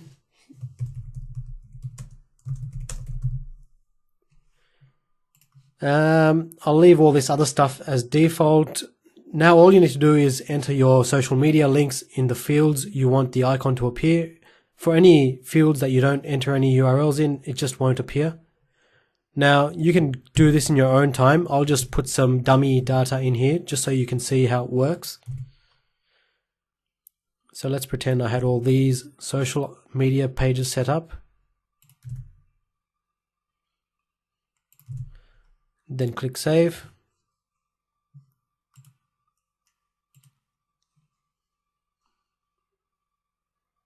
So there you go, that's added that over there. And they will link off to the links that you put in this area here.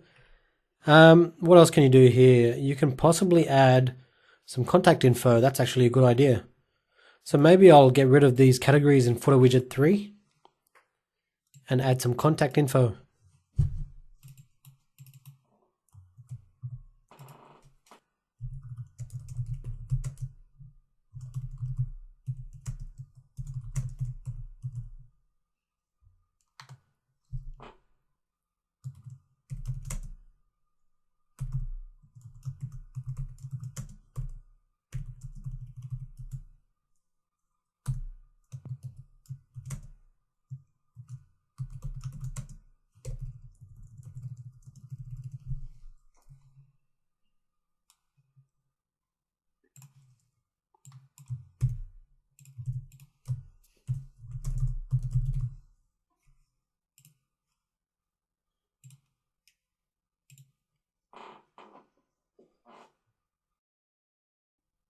That's pretty cool. You'll see that it automatically puts in the words phone and fax, so I don't need to repeat that.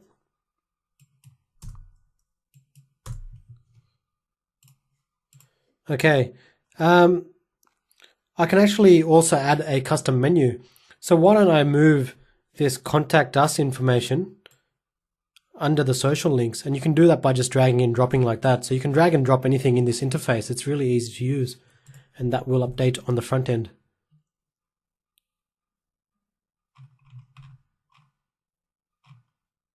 Like so. So I might add a custom menu here. To add a custom menu, you can actually drag and drop this widget over here. But to actually create a menu, you can go to menus and create a new menu. And perhaps you can link some important links in your footer.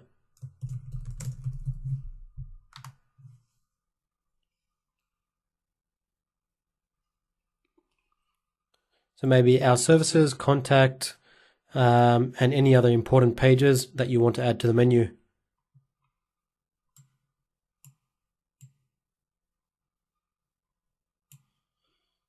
Okay, and I'll just save that menu. And I'll just refresh this page. Because ideally that menu should be selectable, and there it is.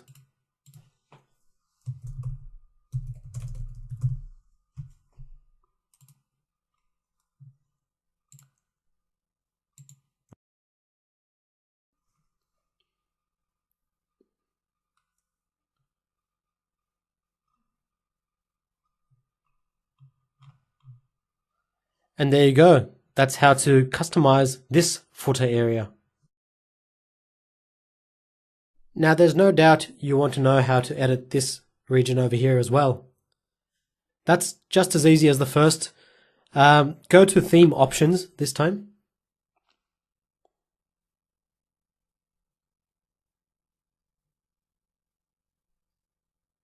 Now within theme options, you should find an area called footer. So I'm just looking for that. Here it is. Okay. By the way, just taking a detour here, but if you wanted to change the number of columns in the other footer, that's this setting over here. But anyway, scroll all the way down. In copyright bar, you've got the option to display this copyright area or hide it completely using this checkbox. So it's completely up to you what you want to do. You can check this box to center the copyright bar. And in this field here, you can actually edit what's shown over here. So let's say copyright 2015, e-media coach, how to make a website. Just as an example, you can change the padding if you want to. Now see these social icons over here? You can control all of that using these social icon options. Firstly, you can choose to show or hide any of the social media icons using that checkbox. You can change the size of those icons using this fancy little slider over here. And you can change the colors and all of that stuff. Now, let me just save all that.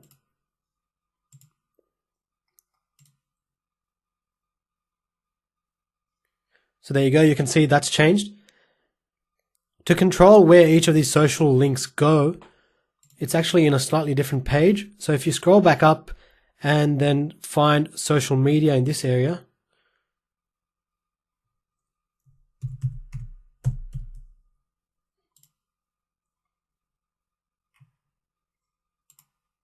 there it is, social media. And it's these links here that you need to update. So obviously you would enter your social media links in these fields.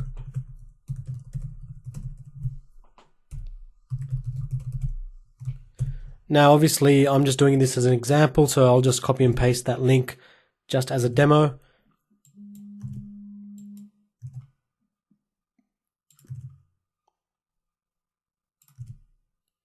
So say I have all of those social media pages set up and I want to link to each of those from this area. That's all I need to do. And then go down and save changes, and that will all update. It's as easy as that. It's really user friendly and it looks absolutely amazing. Okay, I'll show you how to add a contact page now, and it's going to look absolutely brilliant. So let's go to pages and add a new page. Let's call it contact. And now I want you to go to template and select the contact template and just publish.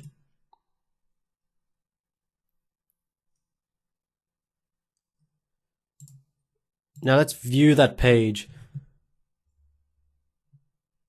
You'll see that without doing too much now, this contact template that we selected has enabled this nice big Google map, as well as this contact form where your customers or people looking at your site can fill out this form and get in touch with you via email.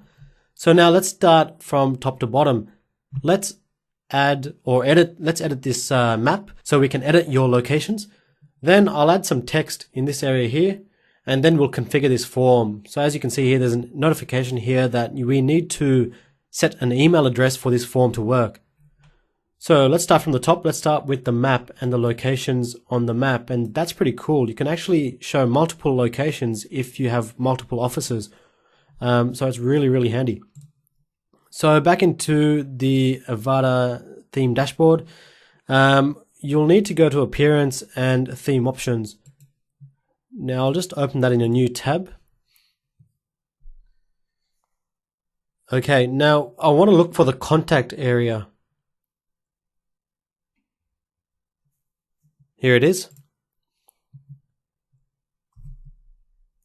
Firstly, go to the Google Map options. If you expand that, you'll see these are all the settings that configure this particular Google Map. So the width, 100%, yep, it takes up the full width of the screen. The height, you can change that if you want to make the height of the map larger or smaller. This doesn't matter here if your map is 100%.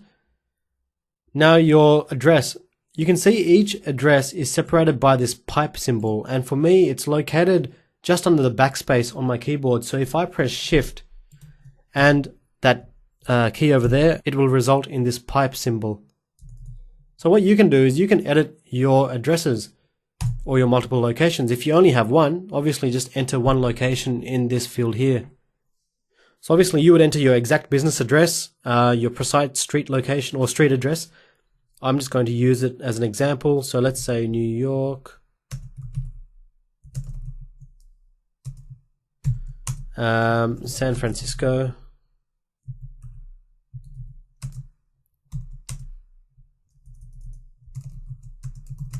and Chicago. Let's see what that comes up with. You can set a zoom level. The higher the number, the more zoomed in it will be. You can hide the address pins if you like, and you can do a bunch of other things as well, such as disable the scroll wheel. When someone hovers over the map and uses the scroll wheel on the mouse, it will zoom in and out, so you can disable that if you like. There's more stuff in here. As you can see, it's using the custom styling, or we can use default styling or the theme styling. I urge you to experiment with that and see what suits best, see what look you like for your particular website. Now, custom styling, I'll just choose a different color as an example.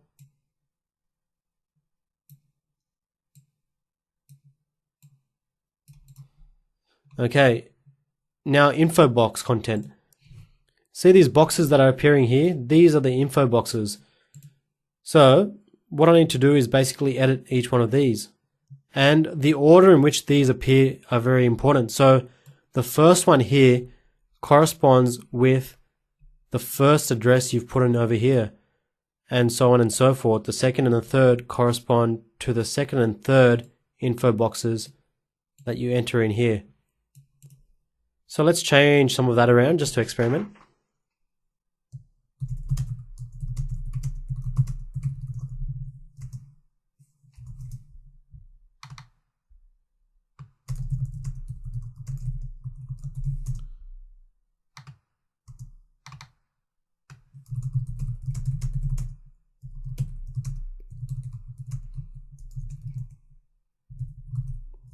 And then when you're done with that, you can go down and save all changes. So let's just refresh and see how that looks now.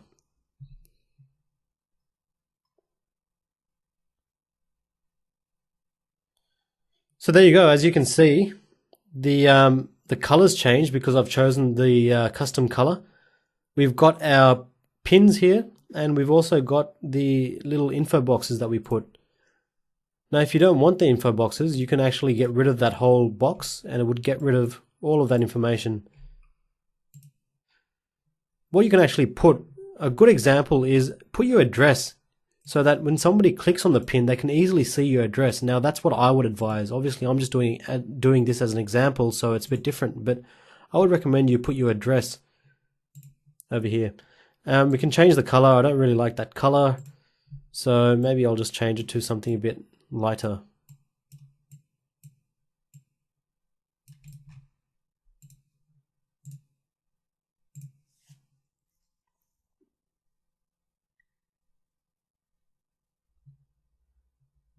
Good stuff.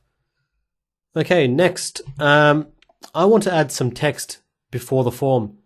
So now back to where you added your contact form. If you add text in this area here, this visual editor, that text will appear right in between this contact form and the map, smack bang right in between. So I'm just going to use some dummy text that I have here on another screen. So I'll just copy and paste it across. And maybe I'll put some styling in there with a block quote. Actually, you know what? I might actually use this page builder function, and I'll make it look a little bit nicer. So maybe I'll have a 2/3 and a 1/3.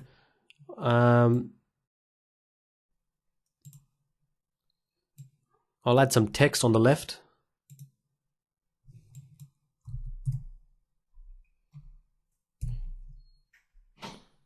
And I can do all that stuff in here as well.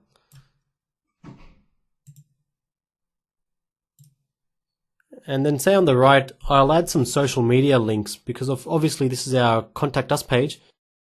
so people might want to add their social media. You can choose your settings. I'll just leave everything as default for now. Enter all your social media links.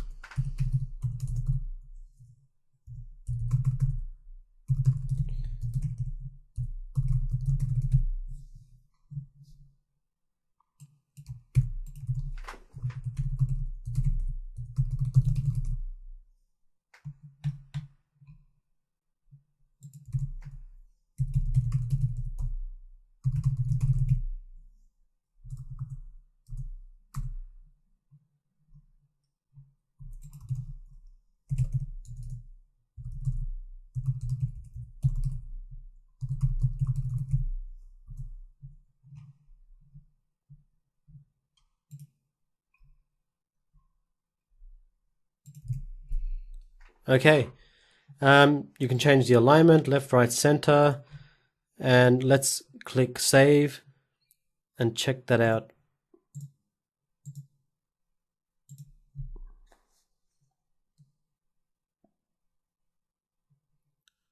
Perfect.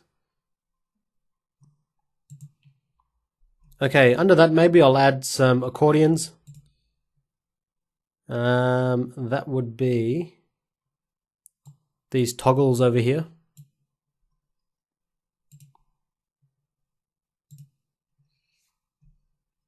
Once again, I'll just get some dummy text to fill this out.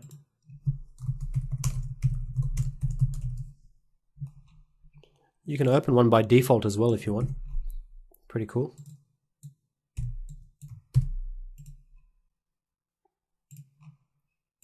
Now, if you watch the section on the homepage build, you'll be very familiar with this.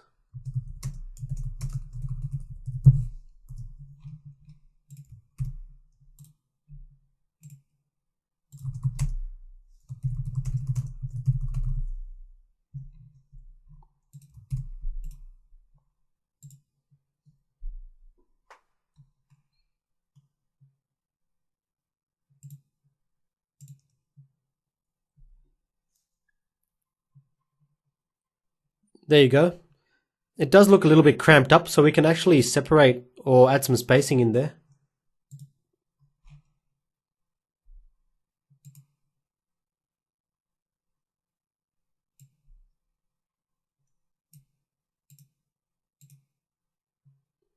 So margin top and margin bottom, when you're adding spacing, do it in pixels, but don't enter px. So don't enter that. So let's just try, say 35 pixels. Okay. Actually, I might add a solid line as well.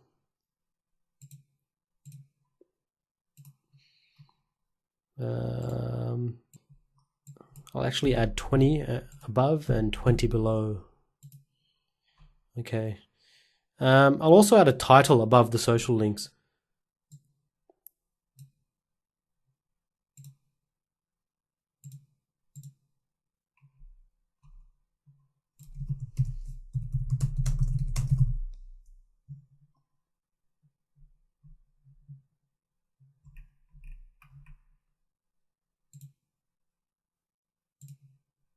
Okay, let's give that a shot.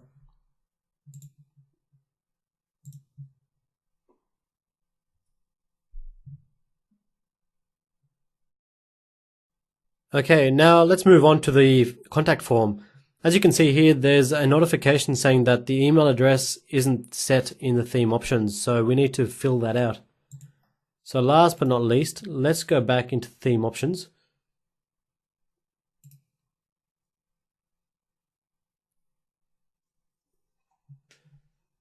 And back down to the contact section.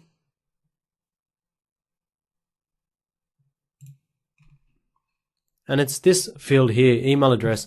So enter whatever your contact email address is here.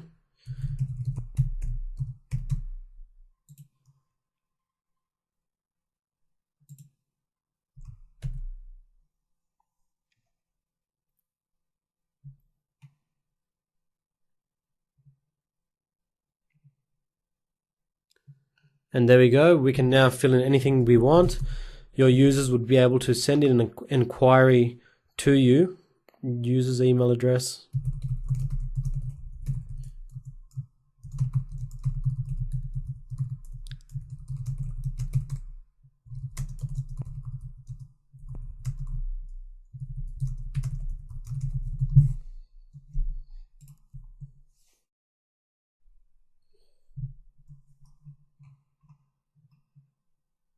And there you go, there's a notification for the successfully sent email. Now if you log into your email address, if you've put your correct email address in that setting there, you'll receive that in your inbox and be able to reply to your customer instantly.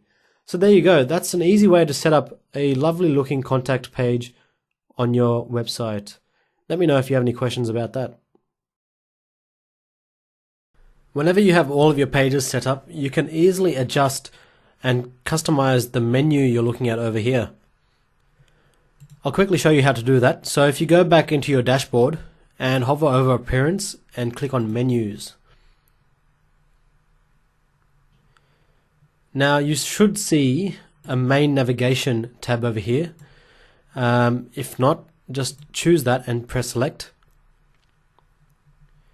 And now these menu items correspond with what we're looking at over here. So we've got Home, we've got a few pages under Home. Sliders, pages, and as you can see, it all corresponds to what's appearing. Now the way you customize this is you can actually drag and drop. It's a really intuitive drag and drop feature where you can drag and drop pages or posts or anything else, any custom links that you want to add to your menu. So you can drag and drop sub menu items, you can drag and drop main menu items, so you can move that block over here. And when you indent something like that, it becomes a sub item and becomes a drop down. And you can actually have two levels, so I'll show you something like this.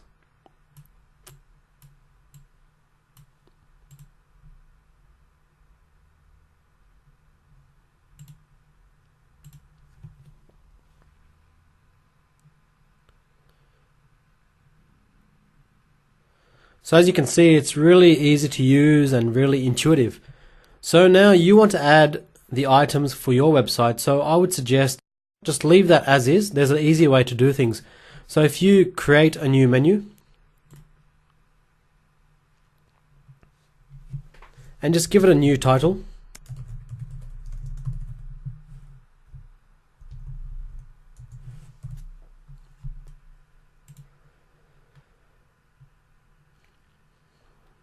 Okay, so we've created a brand new menu. Now what we want to do is assign this to the main navigation. Currently there is a different menu assigned to the main nav, but we want to assign this new custom menu to the main navigation. So click that.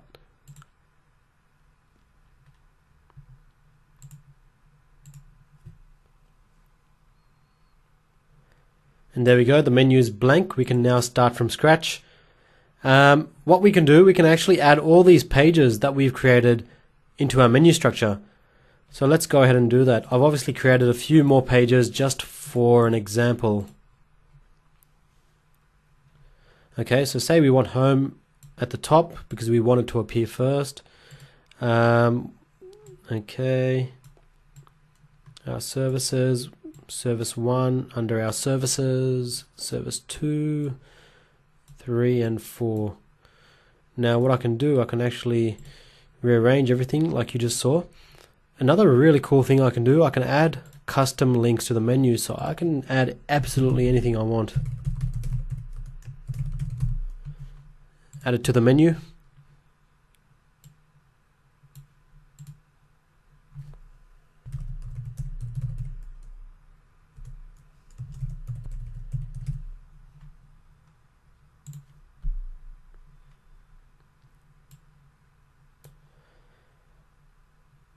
And then when you're ready, save the menu and then refresh your site and you should have a brand new custom menu in a matter of a few minutes. There you go.